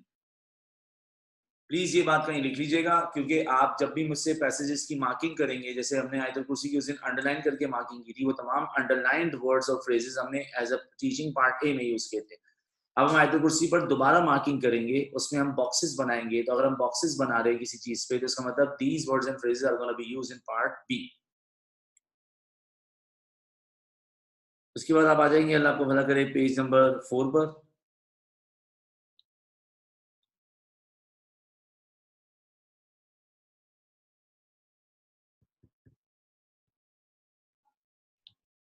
देखो यहाँ पर हमने जो है ना, नो गॉड बट ही को अंडरलाइन किया था। इससे पता चला कि अल्लाह एग्जिस्टिंग गॉड है। इटर्नल को अंडरलाइन किया था, इससे पता चला कि अल्लाह पाक इमॉर्टल है। कि पार्ट ए के लिए यूज हुई थी इंफॉर्मेशन। हिज और ऑल थिंग्स को हमने अंडरलाइन किया था, जिससे हमने जो टीचिंग निकाली कि he everything belongs to him.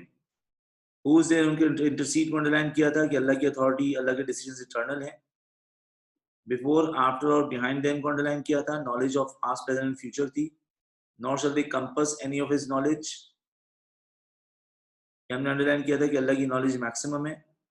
और throne extends over the heavens and earth, ये पार्ट ए के फ्रेजेस से, जिससे ए का आंसर बना था। अब जो है वो बी पार्ट के लिए मैं मार्किंग कर रहा हूँ। जी अगर आपने अंडरलाइन नहीं किया तो आप ही के लिए कर रहा हूँ, अंडरलाइन नहीं किया जबरिया तो अंडरलाइन कर लें। अब बी पार्ट में मैं क्या क्या यूज करूंगा, जरा उसको देख लो और मेरे साथ मार्किंग भी कर लो। अंडरलाइन कर लो जिसने अंडरलाइन नहीं किया हुआ। इन तमाम इंफॉर्मेशन चीजों को मैंने पैराफ्रेज करके पार्ट ए का आंसर बनाया था। अब पार्ट बी के लिए हम लोग क्या कर रहे हैं, पार्ट बी में हमें बहुत सारी चीजें यूज करनी है, जिसमें पहले हम यूज करेंगे no slumber can seize him. No slumber can seize him part B में यूज होगा। हिज आर ऑल थिंग्स भी पार्ट बी में यूज होगा, जिसमें हम पेंथियस को रिजेक्ट करेंगे। थ्रोन जो है ये भी पार्ट बी में यूज होगा।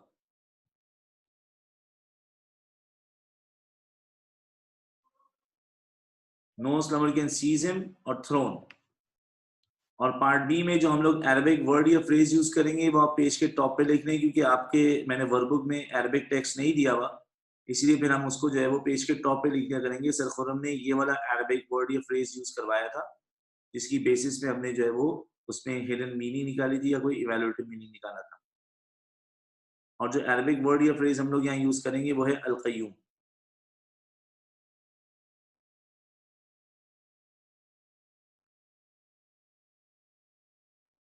अल क़य्यूम।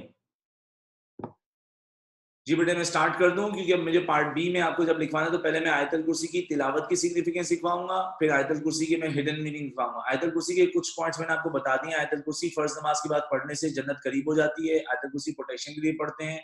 आयतल कुर्सी कुरान की मोस्ट कॉम्प्रिहेंसिव आयत है। साइज में छोटी है लेकिन मैसेज में सबसे बड़ा मैसेज में, तो कॉम्प्रिहेंसिव वर्स है, कुरान की मोस्ट कॉम्प्रिहेंसिव वर्स है। और आयतल कुर्सी सूरह बकरा का पार्ट है, तो वो सूरह बकरा की सिग्निफिकेंस लिखी जा सकती है यहाँ पर। फिर उसके बाद हम बताएंगे कि आयतल कुर्सी पढ़ के अल्लाह की सुप्रीम अथॉरिटी पे ईमान मजबूत होता है, सुप्रीम नॉलेज पर ईमान मजबूत होता है, अल्लाह की सिंगुलरिटी पे ईमान मजबूत होता है। आयतल कुर्सी से ही पता चलता है कि पैंथियस गलत हैं जो एवरीथिंग इज गॉड बोलते हैं, एवरीथिंग इज एक्चुअली गॉड्स। तो फिर ये वाली बात पे अगर जो नया पॉइंट आएगा वो मैं आपको समझाता रहूंगा। अब मैं आपको जो है बी पार्ट के पॉइंट्स भेज रहा हूँ, प्लीज उसकी राइटिंग शुरू करें।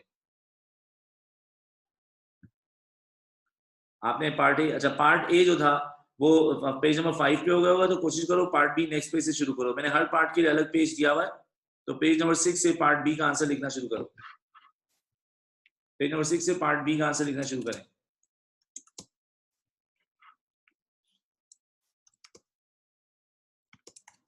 It is called,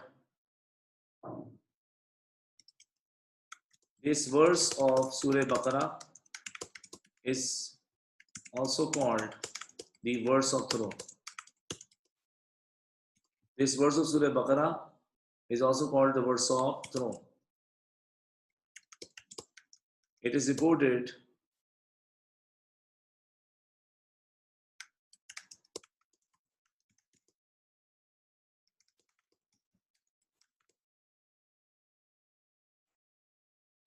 it is recited by Muslims to seek Allah's protection for life, honor,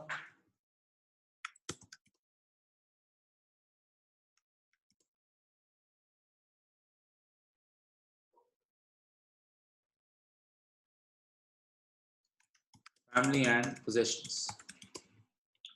It is recited by Muslims to seek Allah's protection for life, honor, family and possessions. It is reported that the recitation of this verse after first prayer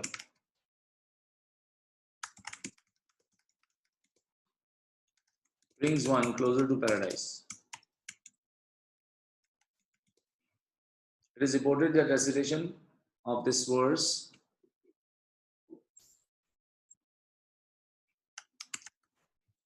after first prayer brings one closer to paradise. Brings one closer to paradise. इसके बाद एक line छोड़ देंगे।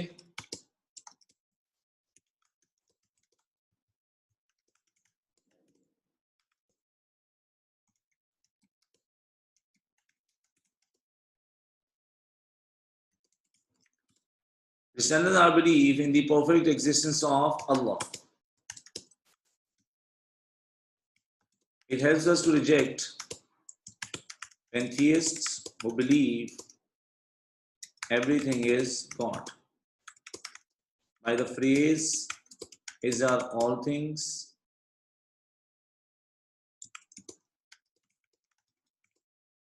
we realize everything is not God, rather everything is God's.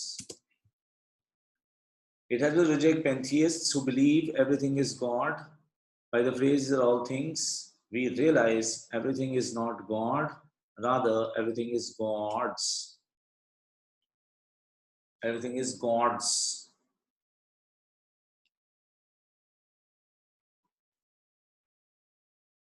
So please type done when you are done, so that without wasting any time we will move forward immediately.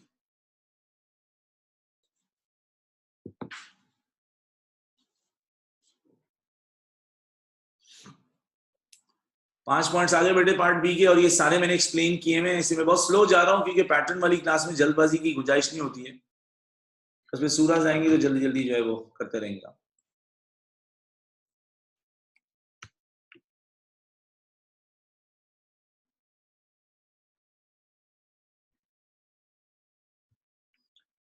Abdul Muiz line हमें इसलिए छोड़ दी कि हमने तिलावत की significance खत्म करके जब हम उसकी हिडन मीनिंग की तरफ गए, तो मैंने कहा लाइन छोड़ के उसको अलग कर देते हैं ताकि बच्चा जब पढ़े तो उसको नजर आए ये तिलावत की सिग्निफिकेंस सिखवाई सर खुरन ने, लाइन छोड़ के उसको सेपरेट कर दिया। आप तो पूरा आंसर एक पैराग्राफ में लिखेंगे ना, लेकिन वर्कबुक में तो हम सजा सजा के लिखते हैं।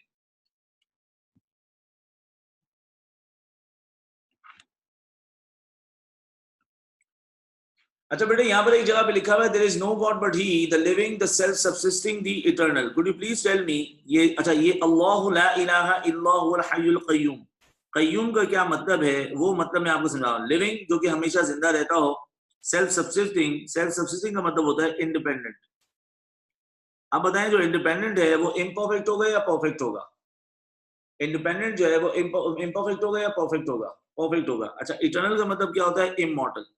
इटर्नल का मतलब होता है इमॉर्टल। अब मैं देख रहा हूं अल्लाहु ला इलाहा इल्ला हुवल हय्युल क़य्यूम में मुझे नजर आया वो एक बात, इन दोनों को जब मैं मिलाता हूं तो पता चलता है कि अल्लाह पाक इज परफेक्ट इन लाइफ। अल्लाह पाक लाइफ में परफेक्ट है। उसकी वजह ये है कि अल्लाह पाक is unlike any other creation in this world, because everything is mortal but अल्लाह पाक इज इमॉर्टल। तो फर्स्ट ऑफ ऑल मुझे यहाँ पर पता चला कि अल्लाह पाक लाइफ में परफेक्ट हैं और अल्लाह पाक कभी भी फौत नहीं होते। फिर आगे एक जगह लिखा है no slumber can seize him nor sleep, अल्लाह पाक थकते और सोते नहीं है। तो इसका मतलब ये हुआ, मैंने आपको एक बार एक रैप के फॉर्म में पढ़ाया था कि whenever he works he never slows down, when he never slows down he never grows tired, when he never grows tired he never feels drowsy, when he never feels drowsy he never yawns, when he never yawns he never falls asleep। तो Allah पाक जब भी कोई काम करते हैं तो slow down नहीं होते, फिर अल्लाह पाक जो है थकते नहीं है, फिर अल्लाह पाक ड्राउजी फील नहीं करते, फिर अल्लाह पाक यौन नहीं करते, और फिर अल्लाह पाक कभी भी सोते नहीं है। अब मैं और आप जो है वो थक भी जाते हैं, आराम भी चाहिए होता है, यौन भी करते हैं, maybe fall asleep because we are imperfect in activities. तो अगर अल्लाह पाक लाइफ में परफेक्ट है तो उसका मतलब क्या है? अल्लाह पाक जो है वो इमॉर्टल है। लेकिन अगर मैं इस चीज को देखूं तो मुझे पता चलता है कि अल्लाह पाक लाइफ के अलावा एक और चीज में परफेक्ट है, वो क्या है? अल्लाह की एक्टिविटीज। और अल्लाह अपनी एक्टिविटीज में परफेक्ट है, इसका मतलब अल्लाह सोते नहीं। और no slumber can seize him not sleep का मतलब क्या है? अल्लाह इसलिए थकते और सोते या यौन नहीं करते हैं क्योंकि अल्लाह पाक एक्टिविटीज में परफेक्ट है। अब इस पैसेज ने मेरी क्या मदद की, ये मेरी लाइफ में क्या रोल प्ले कर रहा है? This passage helps me to understand differences between Allah and us. Allah independent है, आप और मैं क्या है? जल्दी जल्दी बताओ यार, अल्लाह इंडिपेंडेंट है, आप और मैं क्या है? डिपेंडेंट। अल्लाह पाक इमॉर्टल है, आप और मैं क्या है? मॉर्टल्स। अल्लाह पाक लाइफ में परफेक्ट है, आप और मैं क्या है? अल्लाह लाइफ में परफेक्ट है, आप और मैं क्या है? Imperfect in life. क्योंकि हम लोग फौत हो जाते हैं, अल्लाह का इंतकाल नहीं होता। अल्लाह पाक एक्टिविटीज में परफेक्ट हैं, आप और मैं एक्टिविटीज में इम्परफेक्ट है। अल्लाह को यौन नहीं आती, नींद नहीं आती, अल्लाह सोते नहीं है, उनको जरूरत नहीं है, लेकिन हमें आराम की जरूरत है। तो इस पैसेज में मैं देखा वो इंडिपेंडेंट में डिपेंडेंट, वो इमॉर्टल में मॉर्टल, वो लाइफ में परफेक्ट में इम्परफेक्ट, वो एक्टिविटीज में परफेक्ट में इम्परफेक्ट। तो इस पैसेज ने हमारी क्या मदद की कि there are lot of difference between Allah and us, और वो डिफरेंसेस इतने बड़े हैं कि उन डिफरेंसेस को हम कभी भी कवर अप नहीं कर सकते। That's why he is a supreme being and we are the servants of अल्लाह। तो पॉइंट नंबर 6 लिखते हैं। पॉइंट नंबर 6, चाहे तो लाइन छोड़ दें।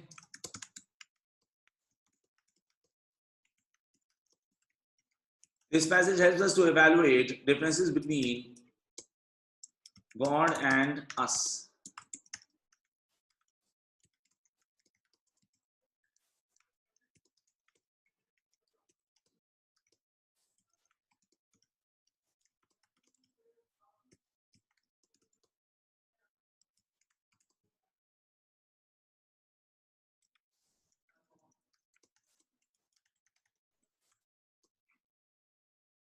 This passage helps us to evaluate differences between God and us.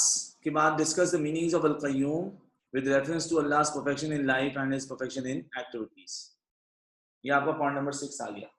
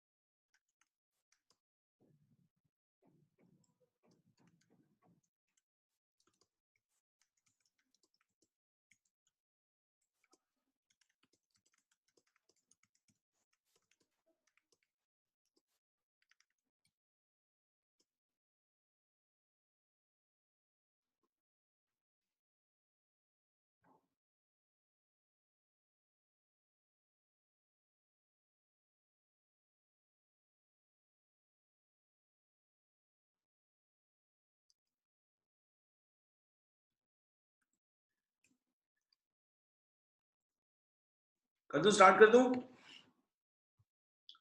आयतल कुर्सी पढ़ के मालूम हुआ कि फ्यूचर की नॉलेज सिर्फ अल्लाह के पास है। तो इस पैसेज ने मेरी मदद ये की कि मुझे पता चला कि if the knowledge of the future is with the personality of अल्लाह अलोन, तो I have come to know and I strongly believe that कि the knowledge of future is with अल्लाह ओनली। तो इसका मतलब ये हुआ कि all those people like palmists, like fortune tellers, like foreseers, like foretellers, they are false in their claim to have the knowledge of future. तो मुझे सिर्फ अल्लाह की तकदीर पे भरोसा रखना है, इन तमाम फोरटेलर्स की बातों पे यकीन नहीं करना है, because their claims are false. तो this passage is not only strengthening my believe in the supreme knowledge of अल्लाह, it is also giving me enough strength, enough belief, yeah, enough motivation to reject these fortune tellers, because they claim to have something which they cannot never have, because that is the only exclusive attribute of Allah, to have the knowledge of future. तो आप लिख लें वाला point, तो मैंने आपको पहले भी समझा दिया था। पॉइंट नंबर 7 आ गया आपके पास, I believe in the supreme knowledge of Allah.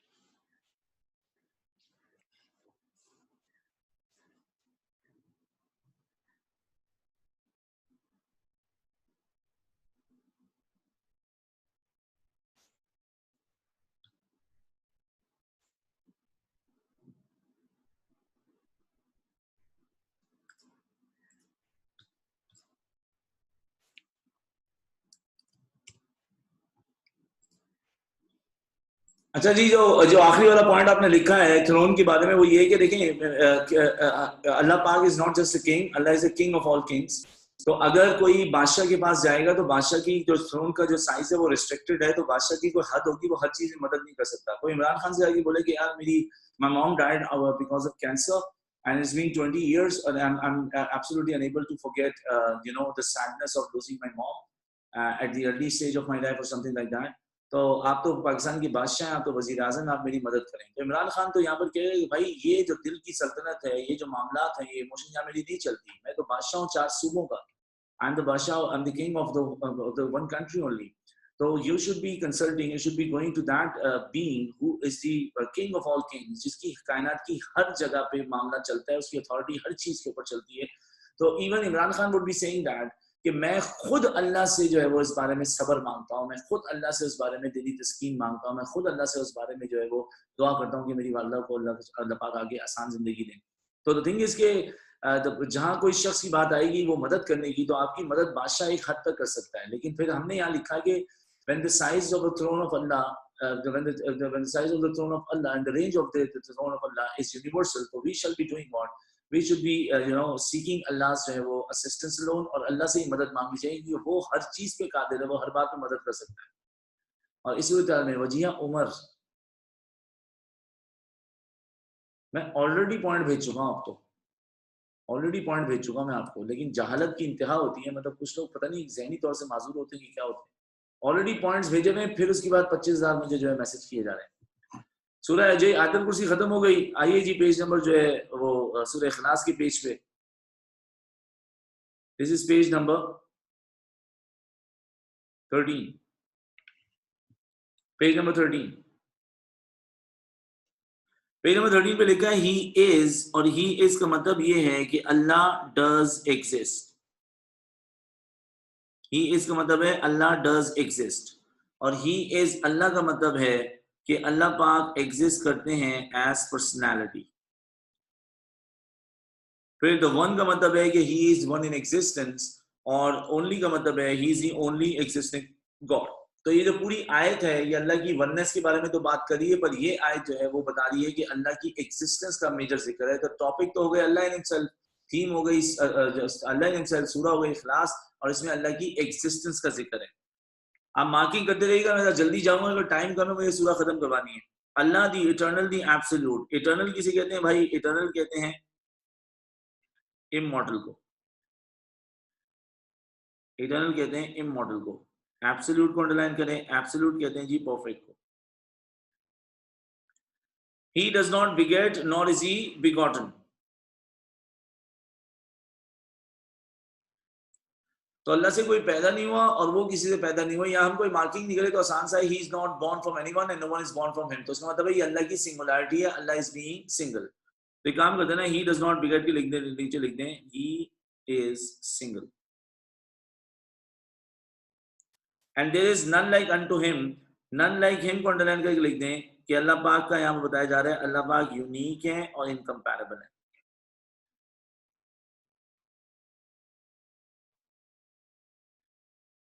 अल्लाह पाक यूनिक है और इनकम्पैरेबल है।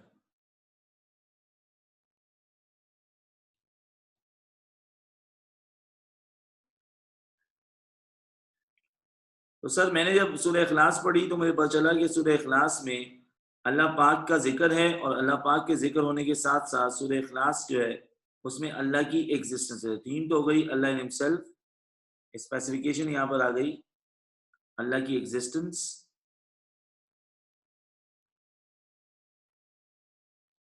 और फिर मेन टीचिंग लिखना हम शुरू कर देंगे। तो थोड़ा टाइम कम है इसलिए मैं जल्दी जल्दी बात कर रहा हूँ। तीन जब अल्लाह इन हिमसेल्फ आ गई, देखिए पहली आयत में अल्लाह की एग्जिस्टेंस है, दूसरी में, तीसरी में और चौथी में सिंगुलरिटी आ सकती है, लेकिन हम सिंगुलरिटी को भी एग्जिस्टेंस में कवर कर देंगे। तो yes you can write existence singularity both, लेकिन मैं यहाँ पर एक ही पॉइंट एग्जिस्टेंस से पूरा का पूरा आंसर जो है वो जस्टिफाई कर दूंगा। अल्लाह एग्जिस्टेंस, इसको लिखते कैसे हैं? This passage is taken from सूरह बकरा। The main theme of this passage is अल्लाह in himself. It particularly mentions about अल्लाह's existence। It particularly mentions about Allah's existence। अब ये मैं इसलिए तेजी से पढ़ा सकता हूँ क्योंकि मैंने आपको जो है तौहीद का टॉपिक पढ़ाया है, उसके बाद शहादा पढ़ाया और तौहीद के मैंने आपको जो है वो मेन पॉइंट्स बताए हैं। आप जल्दी से इसको कंप्लीट करें।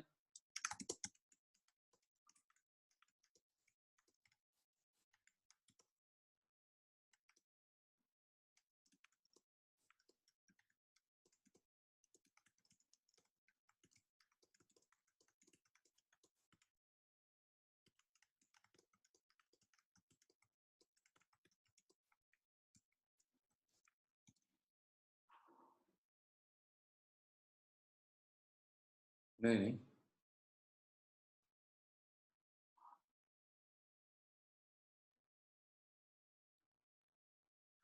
तो सर बात हुई थी एक जमाने में और उस गुफ्तगू में हमने ये बात की थी कि यार द थिंग इज के एथियस्ट कहता है कि अल्लाह डज नॉट एग्जिस्ट, और यहाँ पर अल्लाह पाक ने एथिज्म को डिनाई किया और अल्लाह पाक कहते हैं कि नो ही इज का मतलब है ही डज एग्जिस्ट। फिर एथियस्ट से हमने पूछा कि अगर अल्लाह नहीं है तो फिर अल्लाह क्या है, तो कहता है अल्लाह एक इमेजिनेशन है, अल्लाह एक ख्याल है, अल्लाह एक सोच और ख्वाब है, अल्लाह एक जात और एक पर्सनैलिटी नहीं है। तो अल्लाह ने यहाँ जब बोला ही इज अल्लाह, तो इसका मतलब हुआ कि first of all he does exist, and number two, not only he exists, he also exists as a complete and perfect personality. तो एथिज्म डिनाई हो रहा है पहले वाले टुकड़े में कि अल्लाह है और अल्लाह एक पूरी शख्सियत और एक जात है, और जब अल्लाह है और एक जात है तो it means that he is not just an imagination, he is not just the outcome of someone's philosophy. अल्लाह एक अफसाना नहीं है, अल्लाह एक ख्याल और ख्वाब नहीं है, बल्कि अल्लाह एक जात है पूरी की पूरी।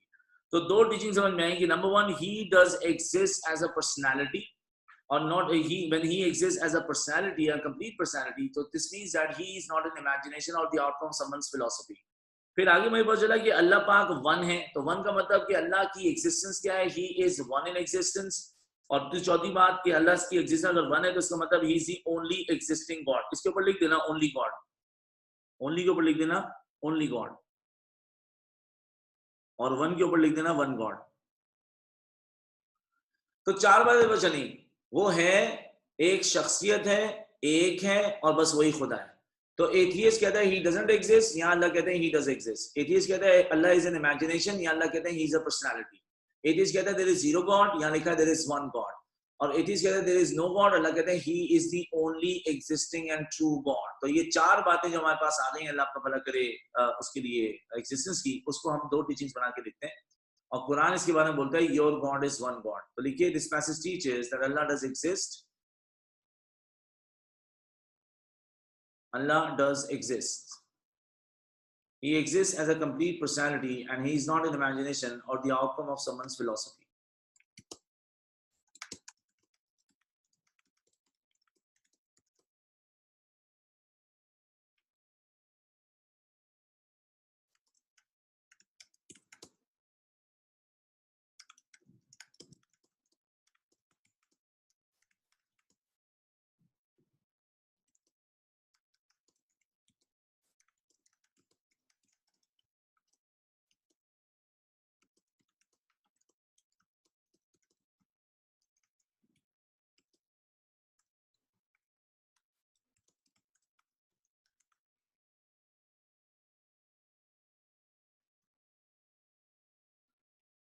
फिर अल्लाह सिर्फ एग्जिस्ट नहीं करते एज अ पर्सनालिटी, अल्लाह पाक एक है, तो it means that he is the only existing and true God. Quran इस बारे में कहता है and your god is one God, 2:163 सूरह बकरा। ये आपका दूसरा पॉइंट भी आ गया सर।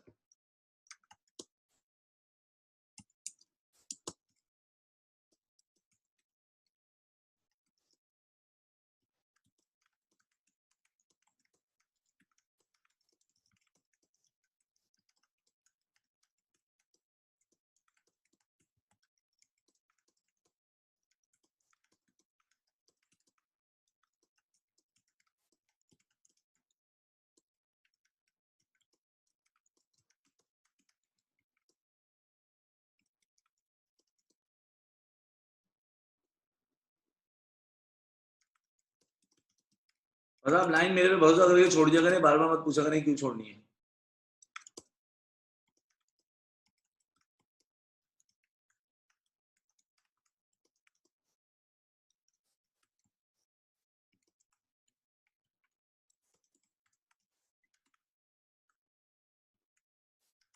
काम को नीट एंड क्लीन करने के लिए लाइन छुड़वाता हूँ मैं, आप ना भी छोड़े लाइन तो कोई मजायका नहीं है उसमें।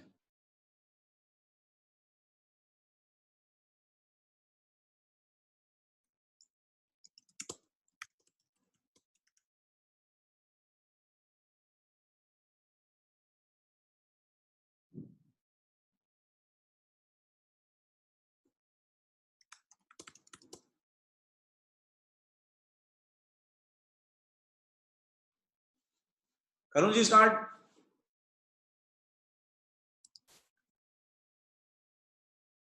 अब जैसे ही मैं अगली आयत पे पहुंचता हूं जिसमें लिखा है अल्लाह दी इटर्नल दी एब्सोल्यूट, जरा गौर से देखना मैं क्या कर रहा हूं, गौर से देखो।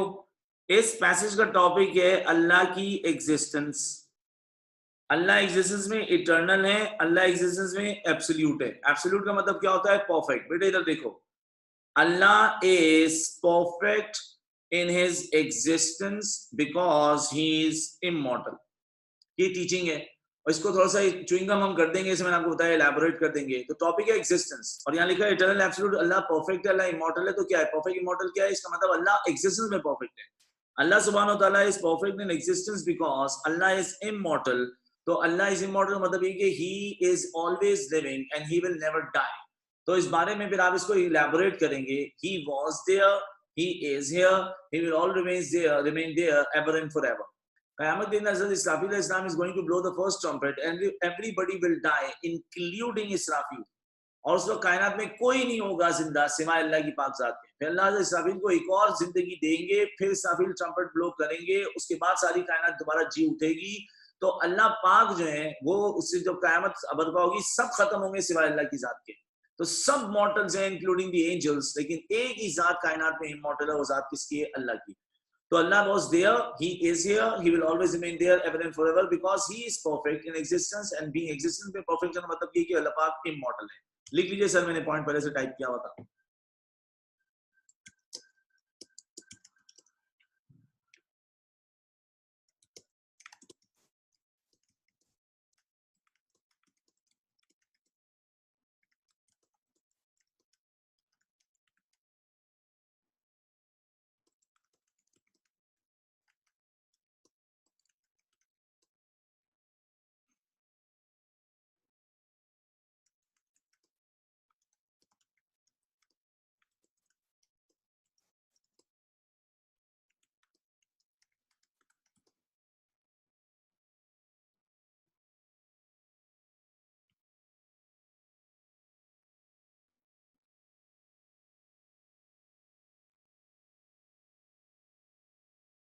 नहीं, जैसे जहाँ सूरह का नाम और उसका जो है वो रेफरेंस नंबर लिखना जरूरी नहीं होता। If you just mention that the Quran states your god is one god full stop, तो दिस इज इनफ।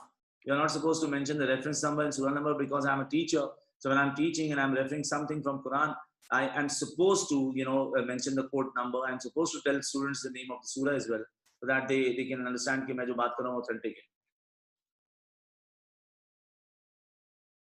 चले भाई आगे बात करते हैं। यहाँ लिखा हुआ है he begets not nor is he begotten, का मतलब है अल्लाह is single in existence।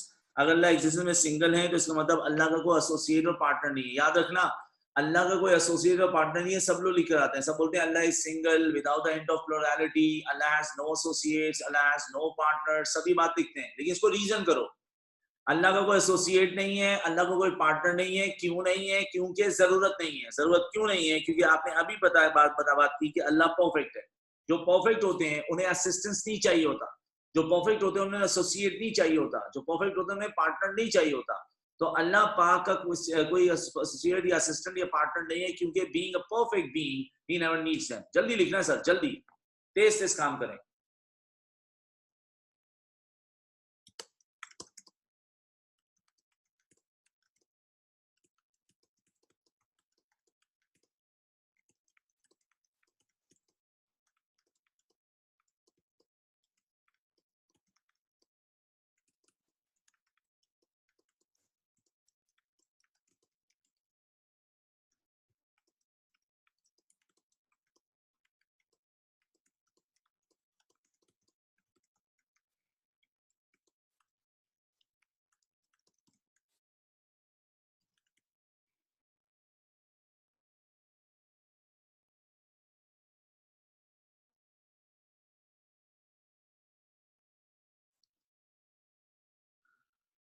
बेटा जल्दी से डन लिखें, आगे बढ़ते हैं। मुझे बताइए अगली बात का मतलब आप समझाएंगे मुझे। यहाँ लिखा हुआ है he is not born from anyone and no one is born from him. इसका मतलब क्या है? अल्लाह किसी से अगर पैदा नहीं हुए तो अल्लाह का कौन नहीं है? अल्लाह का क्या नहीं है? अल्लाह किसी से पैदा नहीं हुए तो इसका मतलब क्या है? अल्लाह के क्या नहीं है? कौन से रिश्ते नहीं है? He has no parents or grandparents. He has no parents or grandparents. और अगर अल्लाह पाक से कोई पैदा नहीं हुआ, अल्लाह किसी पैदा नहीं हुए तो मतलब he does not have parents, grand parents और ग्रेट ग्रेट ग्रैंड पेरेंट्स। अल्लाह से कोई पैदा नहीं हुआ तो इसका मतलब क्या है? He does not have children and grand children. तो क्यों नहीं है उनके ग्रैंड चिल्ड्रन, क्यों नहीं है उनके पेरेंट्स? क्योंकि अल्लाह परफेक्ट है, उनको पैदा होने के लिए किसी की जरूरत नहीं है, और उनको अपनी जिंदगी गुजारने के लिए, अपने इमोशन स्पेंड करने के लिए किसी की जरूरत नहीं है। वो तो इंसानों की जरूरियात है, अल्लाह की ये जरूरियात नहीं है। तो बस चला, अल्लाह किसी जब पैदा नहीं हुए तो अल्लाह को कोई रिश्तेदार नहीं है। इस बारे में अल्लाह पाक कहते हैं कि जब कुरान कहता है कि अल्लाह को कोई बाप या बेटा क्यों नहीं है, क्योंकि इस बारे में अल्लाह ने सूरह नाम में एक लॉजिकल एक्सप्लेनेशन दी कि how can he have a son when he has no consort. क्यों नहीं है? क्योंकि जरूरत नहीं है। लेकिन अल्लाह का बेटा नहीं है, इसका सबूत क्या है? अल्लाह का बेटा नहीं है क्योंकि अल्लाह की बीवी नहीं है। How can he have a son when he has no consort? चले जी, पॉइंट नंबर 5 भी आ गया।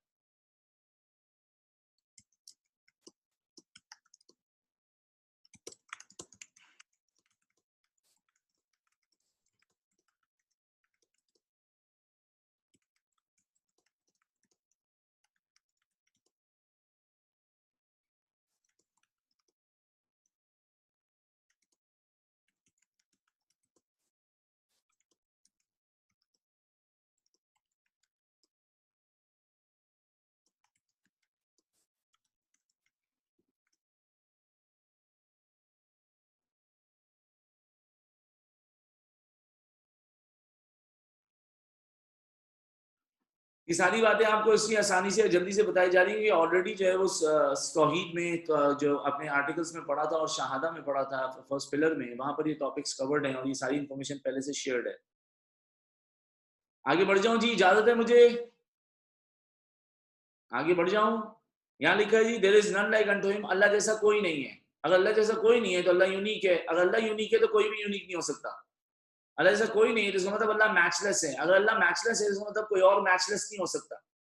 अल्लाह पाक यूनिक है और मैचलेस है तो इसका एक और मतलब है कि अल्लाह इनकम्पैरेबल है। किसी का अल्लाह के साथ कंपैरिजन नहीं हो सकता। किसी का अल्लाह के साथ कंपैरिजन क्यों नहीं हो सकता? क्योंकि कंपैरिजन के लिए मिनिमम दो चीजें चाहिए होती हैं। अल्लाह तो एक है और जो एक होगा उसका कंपैरिजन पॉसिबल नहीं है, तो मतलब he is one of his kind. कभी किसी चीज को कंपेयर करते हैं तो दो चीजों को कंपेयर करने के लिए आपकी अकल उस पर काम करे। आपकी अकल अल्लाह पर काम नहीं करती। अल्लाह पाक जो है वो बहुत ऊंचे हैं, कितने ऊंचे हैं आप हमें बता नहीं सकते। अल्लाह माफ करने वाले, कितना माफ करने वाले आप हमें बता नहीं सकते। तो वो जात जो अकल के अंदर हो उसको कंपेयर कर सकते हैं। आप मुझे किसी से कंपेयर कर सकते हैं, मैं आपको किसी से कंपेयर कर सकता हूँ। हम अल्लाह को किसी से कंपेयर क्यों नहीं कर सकते? अल्लाह अकल में नहीं आते, अकल से बालातर है। और जो बियॉन्ड सेंसेस हो, जो बियॉन्ड कॉम्प्रिहेंशन हो, जो अकल से ऊपर हो, वो कैसे होगा? क्योंकि इंसान की सलाहियत से ये चीज बाहर है। और अल्लाह की ताकत, अल्लाह की एग्जिस्टेंस, अल्लाह की जात इस कदर आला और बालातर है कि इंसान जो है वो उस अल्लाह की जात उसकी अकल से बाहर है। और जब अकल से या someone is beyond your senses और कॉम्प्रिहेंशन, तो it means that you are never able to comprehend that, you are never able to compare that. तो अल्लाह यूनिक और मैचलेस तो है, पर अल्लाह पाक जो है वो इनकम्पैरेबल है। और कंपैरिजन होने की वजह कि वो एक है, और दूसरा वो हमारी सेंसेस या हमारी कॉम्प्रिहेंशन से ऊपर है। तो लिखिए, this passage also teaches that Allah is unique and matchless in his existence.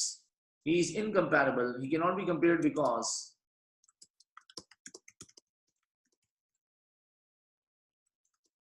he is one of his kind.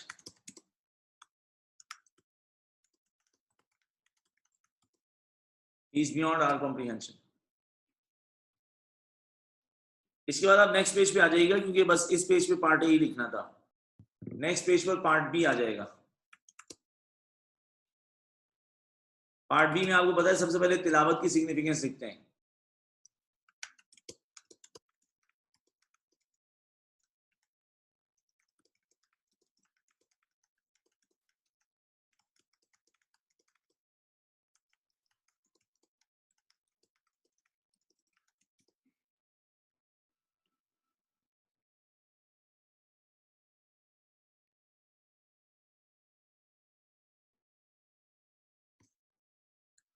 तो सूरह इखलास को 3 बार पढ़ने का सवाब जो है वो पूरे कुरान के बराबर है।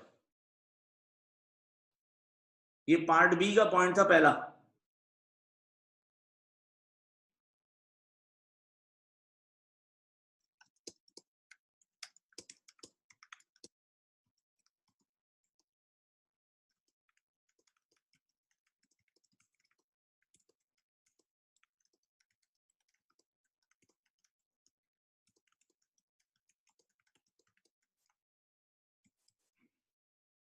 सूरह इखलास को चारों कुल यानी 3 और कुल के साथ पढ़ते हैं ताकि अल्लाह की तरफ से रहमत और बरकतें हों और प्रोटेक्शन मिले from internal and external forms of evils.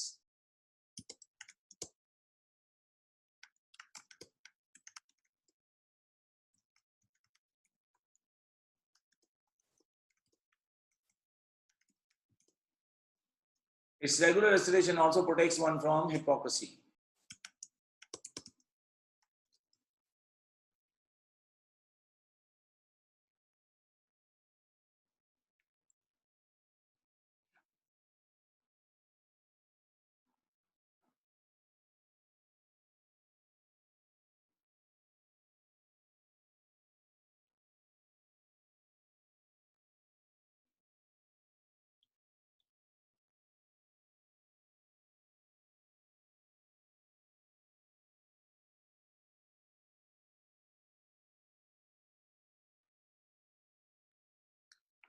जी बेटा स्टार्ट कर दूं?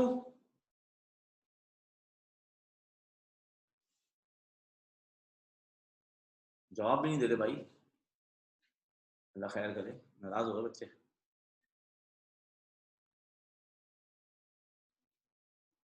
पार्ट बी में पहले हमने तिलावत की सिग्निफिकेंस सीखी।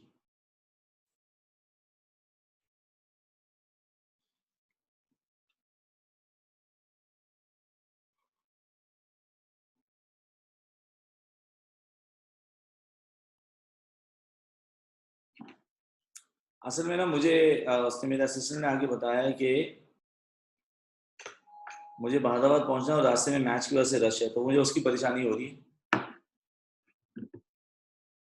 क्लास कहाँ खत्म है, पॉइंट्स बाकी है, airport line.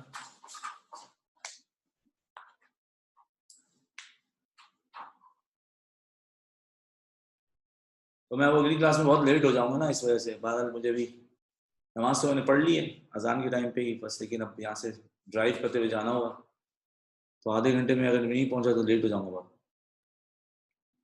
University road open है साथ कह रहे हैं, ओके ओपन है, लेकिन रश है कि नहीं है ये भी तो बताओ ना साथ। यूनिवर्सिटी रोड तो बहुत आसान रूट है मेरे लिए बहादाबाद जाने के लिए, पर वैसे ना मुझे शाला फैसल जाना पड़े। अच्छा बेटा ये जरा स्क्रीन पे देखो,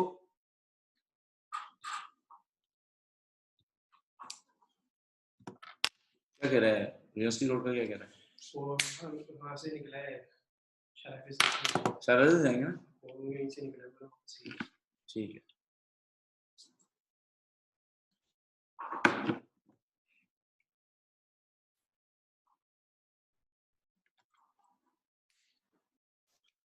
अच्छा यहाँ पर जो है वो मैं 4 आयतों को देखता हूँ, तो 4 आयतों में देखना क्या है, से he is Allah the one and only, ये अल्लाह की वननेस है।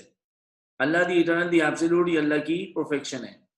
ही begets not not is begotten, ये अल्लाह पाक की सिंगुलैरिटी है। There is none like unto him, ये अल्लाह पाक क्या है, बीइंग मैचलेस है। सही है भाई, गौर से सुनना, ये इस आंसर की जान है जो पॉइंट में तुम्हें समझा रहा हूँ, ये हिडन मीनिंग आ रही है। तो पता चला यहाँ 4 बातें पता चली आयत में, अल्लाह वन है, परफेक्ट है, सिंगल है और मैचलेस है। मेरे बच्चे हम इसको बोलते हैं 4 मेरिट्स ऑफ लॉर्डशिप। प्लीज समझें 4 मेरिट्स ऑफ लॉर्डशिप का मतलब क्या है। जिस भी पर्सनालिटी इनके पास या जिस भी पर्सनालिटी में ये 4 मेरिट्स हैं या 4 क्वालिटीज हैं, बस वही खुदा है, नहीं लिखना कुछ नहीं है। जिसमें भी ये 4 बातें हैं बस वही खुदा है, और जिसमें इनमें से एक भी फीचर कम हुआ या एस्पेक्ट या मेरिट कम हुआ वो खुदा नहीं है। अब आप पूरी दुनिया के खुदाओं को लेकर आ जाएं, वो सब यहाँ के फेल हो जाएंगे सिवाय अल्लाह की पाक जात के। एथियस्ट से आते हैं, एथियस्ट कहता है there is zero God, there is zero God. तो यहाँ तो लिखा है देयर इज वन गॉड, तो एथियज्म तो फेल हो गया। अब हम उठाते हैं जो है आइडल वर्शिपर्स में राम की कहानी। राम के बारे में आता जी, राम खुदा है। राम अगर खुदा है, राम एक बहुत अच्छा नेक आदमी था लेट्स से, और राम को बहुत पसंद किया जाता है, बड़ा इंस्पायरिंग आदमी था। लेकिन चेक ही करना है कि राम इंस्पायरिंग आदमी नहीं चेक करना, ये चेक करना है वो खुदा था कि नहीं था। क्या राम एक था? जी नहीं, उस जैसे करोड़ों इंसान जिंदा है। क्या राम परफेक्ट थे? जी नहीं, राम तो फौत हो गए। क्या राम सिंगल थे? जी नहीं, राम अपने भाई के साथ सीता को बचाने के लिए गए थे। तो जब राम अपने भाई के साथ सीता को बचाने के लिए गए थे, इसका मतलब राम के अगर भाई हैं तो इसका मतलब राम के भाई हैं तो वो सिंगल नहीं है। राम के भाई और वो किसी माँ बाप से पैदा हुए तो वो सिंगल नहीं हुए। क्या राम मैचलेस है? जी नहीं, राम को और भगवानों के साथ जो है शेयर किया जा सकता है। तो इसका पता चला कि राम भगवान, राम खुदा नहीं है। खुदा के अंदर तो 4 बातें होती हैं। गुरु नानक, सिख जिनको बहुत रिगार्ड करते हैं, क्या गुरु नानक एक थे? जी नहीं, करोड़ों ऐसे इंसान जिंदा है। क्या गुरु नानक परफेक्ट थे? वो तो इंतकाल कर गए। क्या गुरु नानक सिंगल थे? जी नहीं, उनकी शादी भी हुई और बाद में उनके जो मिशन को उनका बेटा आगे लेके गया। क्या गुरु नानक मैचलेस है? जी नहीं, गुरु नानक जैसे कई सिख लोग घूमते हैं जो कि दाढ़ी और पगड़ी पहनते हैं, तो उनको इजीली कई लोगों से कंपेयर किया जा सकता है। क्रिश्चियंस कहते हैं कि हजरत ईसा खुदा है। क्या हजरत ईसा एक थे? जी नहीं, उन जैसे 1.25 लाख नबी आए। क्या हदीसा परफेक्ट है? जी नहीं, क्रिश्चियंस कहते हैं हदीसा फौत हो गए। मुस्लिम्स कहते हैं हदीसा अभी जमीन पर आएंगे, 7 साल की जिंदगी गुजारेंगे और फिर 40 साल की उम्र में उनका इंतकाल होगा। तो हदीसा फिर भी इंतकाल जब करेंगे वो मॉर्टल है, वो परफेक्ट नहीं है। क्या हदीसा सिंगल है? जी नहीं, हदीसा तो अपनी जो है पाकीज़ा वालदा हजरत मरियम अलैहिस्सलाम के थ्रू पैदा हुआ, तो सिंगल नहीं है। क्या हजरत ईसा मैचलेस है? जी नहीं, आप इजीली हजरत ईसा को हजरत मोहम्मद सल्लल्लाहु अलैहि वसल्लम से कंपेयर कर सकते हैं। आप पूरी कायनात के खुदाओं को लेकर आ जाएं, यहां पर आके वो बात फेल हो जाती है और पता चलता है कि क्योंकि ये 4 बातें सिर्फ अल्लाह में, अगर ये 4 मेरिट सिर्फ अल्लाह पोजेस करते हैं, तो उसका मतलब ये हुआ कि only Allah is God and only Allah is a true God. तो इस पूरी सूरत हाल में खुदा होने की जो बातें 4 फीचर्स हैं, वो 4 फीचर्स से पता चलता है कि वो 4 फीचर्स क्योंकि सिर्फ अल्लाह के हैं, तो वो अल्लाह। तो इस पैसेज ने मेरी मदद की। This passage helping me to recognise the असली खुदा, and it helps me to recognise the असली खुदा by what? By the 4 merits of lordship. मैंने पूरी कायनात के खुदाओं को के मेरे अंदर ढूंढा, ये 4 बातें नहीं थी, और ये 4 बातें सिर्फ अल्लाह में थी। इसका मतलब अल्लाह ही एक असली और सच्चे खुदा है। तो आपको लिखना है, पॉइंट नंबर 4 लिखें।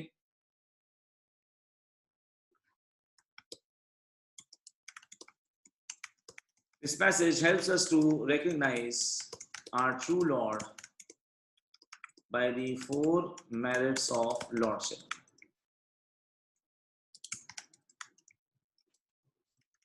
One, perfect, single and matchless.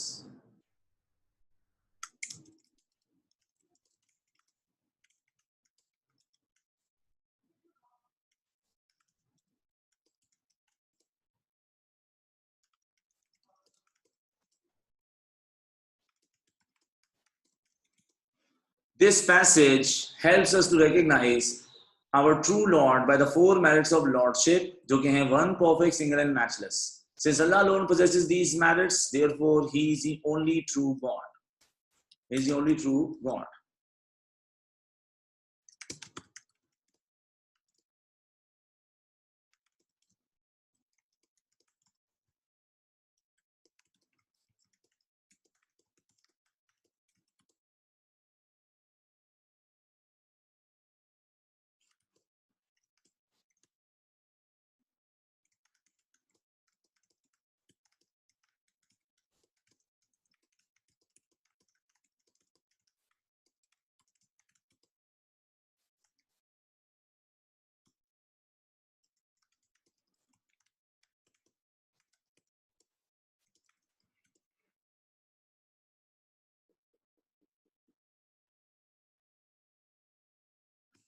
अब इस पैसे में मुझे जब खुदा ढूंढ दिया, तो मैंने उस खुदा को पहचाना कि वो असली खुदा है। 5वां पॉइंट, 6ठा पॉइंट, कि उस खुदा को भी मैंने अपने आप को सबमिट किया और उसी खुदा की जो अल्लाह की प्यारी पाकज़ादा, मैंने तारीफ की और उसी असली खुदा की मैंने इबादत की।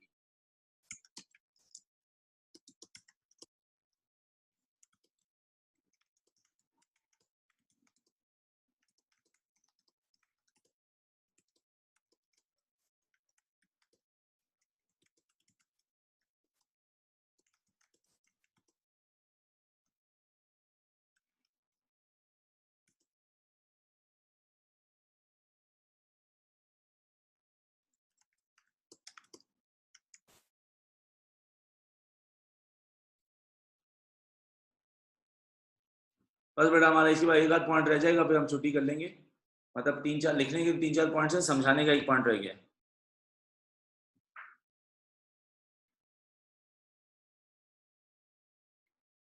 करूं स्टार्ट?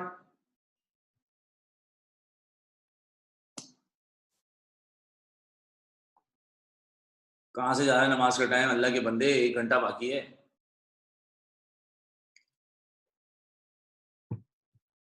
नहीं तो हाँ, दोबारा नहीं भेज सकता पॉइंट, मैंने दूसरा पॉइंट कॉपी टाइप किया हुआ है, सॉरी। अच्छा, इस पैसेज ने मेरी मदद की अल्लाह को ढूंढने में, अल्लाह को पहचानने में। तो इस पैसेज ने मुझे इनकरेज किया कि मैं अपने आप को अल्लाह को सबमिट करूं, सिर्फ अल्लाह की बात करूं। ये एक बात क्लियर हो गई। तो इस पैसेज की तिलावत की सिग्निफिकेंस के बाद मैंने एक ही पॉइंट लिखा है, वो लिखा है कि it helps me to recognise a true God, it motivates me to submit myself to the true God, and then it also encourages me to praise and worship the true God alone, और ये भी कि मैं उसके साथ कोई partner शरीक ना करूं। तो मैं अगला पॉइंट बता रहा हूँ कि ये पैसेज हमारी दो और मदद करता है। Number one, it helps us to avoid शिर्क। जब हम तौहीद पढ़ते हैं तो हम शिर्क को अवॉइड करके शिर्क से दूर हो जाते हैं। नंबर टू, ये पैसेज हमारी मदद करता है हर तरह के रॉन्ग बिलीफ को रिजेक्ट और निग्लेक्ट करने में। जब भी मैं सूरह इखलास पढ़ूंगा तो मेरे लिए निगेशन आसान हो जाएगी, मेरे लिए निगेशन आसान हो जाएगी चार मज़ाहिब की। बहुत सारे मज़ाहिब की आसान होगी, लेकिन हम चार की यहाँ बात करेंगे। जैसे ही मैं सूरह इखलास पढ़ूंगा तो सूरह Ikhlas helps me to reject atheism. Atheist कहता है there is zero god, Ikhlas में लिखा है देयर इज वन गॉड, तो मैं एथियज्म को रिजेक्ट करूंगा।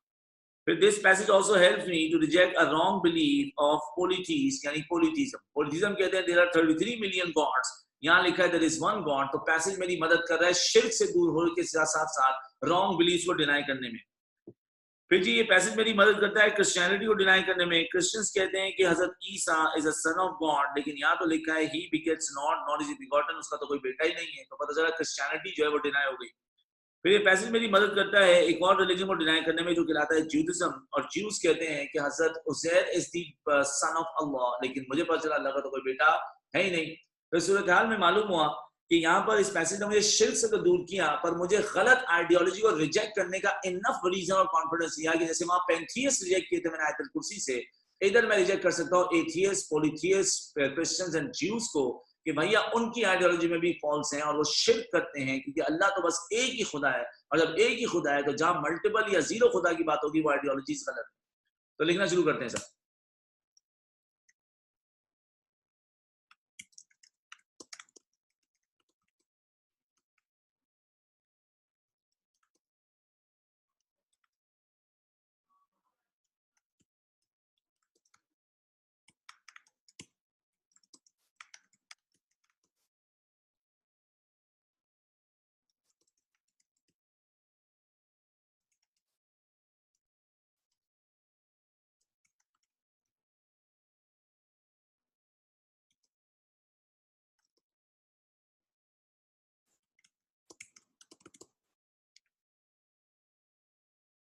क्यों रट्टा मारना है? रट्टा क्यों मारना है? अल्लाह के बारे में क्यों रट्टा मारना है भाई? तौहीद वाला ही आंसर तो है सारा सारा सारा का सारा।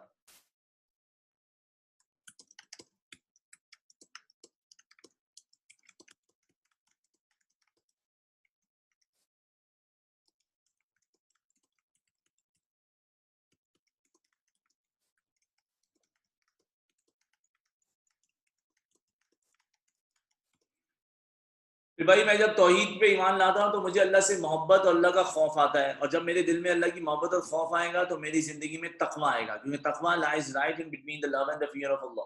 तो पता चला कि भाई इस पैसेज ने मुझे अल्लाह से कनेक्ट कर दिया, अल्लाह की मोहब्बत दिला दी, अल्लाह के खौफ में मुझे मुब्तला कर दिया, मतलब वो होना चाहिए थोड़ा बहुत।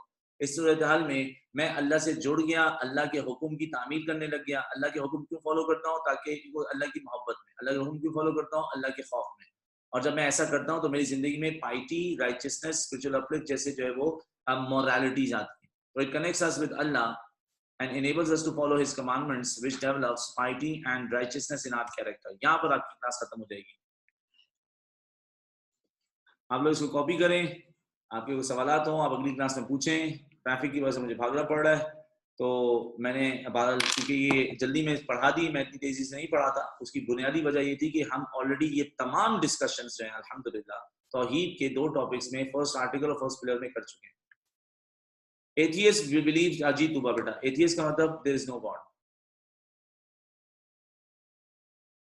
बेटा वजिया, अब प्रॉब्लम ये है कि आप तो तकरीबन I guess because of the disconnection आप सारे के सारे पॉइंट्स बेटे मिस कर गए हो। तो एक काम करता हूँ, आज वादा तो पक्का नहीं है, लेकिन 1 बजे तक शायद घर में दाखिल होने का मौका मिले, और जब मैं लेट नाइट घर जाऊंगा, हिम्मत होगी खाना वाना खाने के बाद, तो I will try my level best कि मैं आज ही जो है वो सूरह इखलास की पीडीएफ अपलोड कर दूं, तो बेटा you will be able to copy the points from there. या फिर मैं एक काम करता हूँ, आप अपना ग्रुप कौन सा है? आप बहादुराबाद के बच्चे हो, तो मैं काम करता हूँ, मैं बहादुराबाद जाके सूरह इखलास पढ़ाता हूँ, किसी बच्चे की वर्बो की तस्वीर लेके ग्रुप में शेयर कर देता हूँ। चलो इतना कर लेता हूँ ताकि जो है आपके पास पॉइंट्स आ जाए। तो आप वेट करो, मैं ग्रुप में पॉइंट्स भेजता हूँ। अभी मैं जाके बहादुराबाद में पढ़ाऊंगा सूरह इखलास, वहीं पर तस्वीर लेके आपको भेज अभी मैं चलता हूँ, अपना ख्याल रखें। अस्सलाम वालेकुम व रहमतुल्लाहि व बरकातुहू। जी बेटा, क्लास ऑफ हो गई।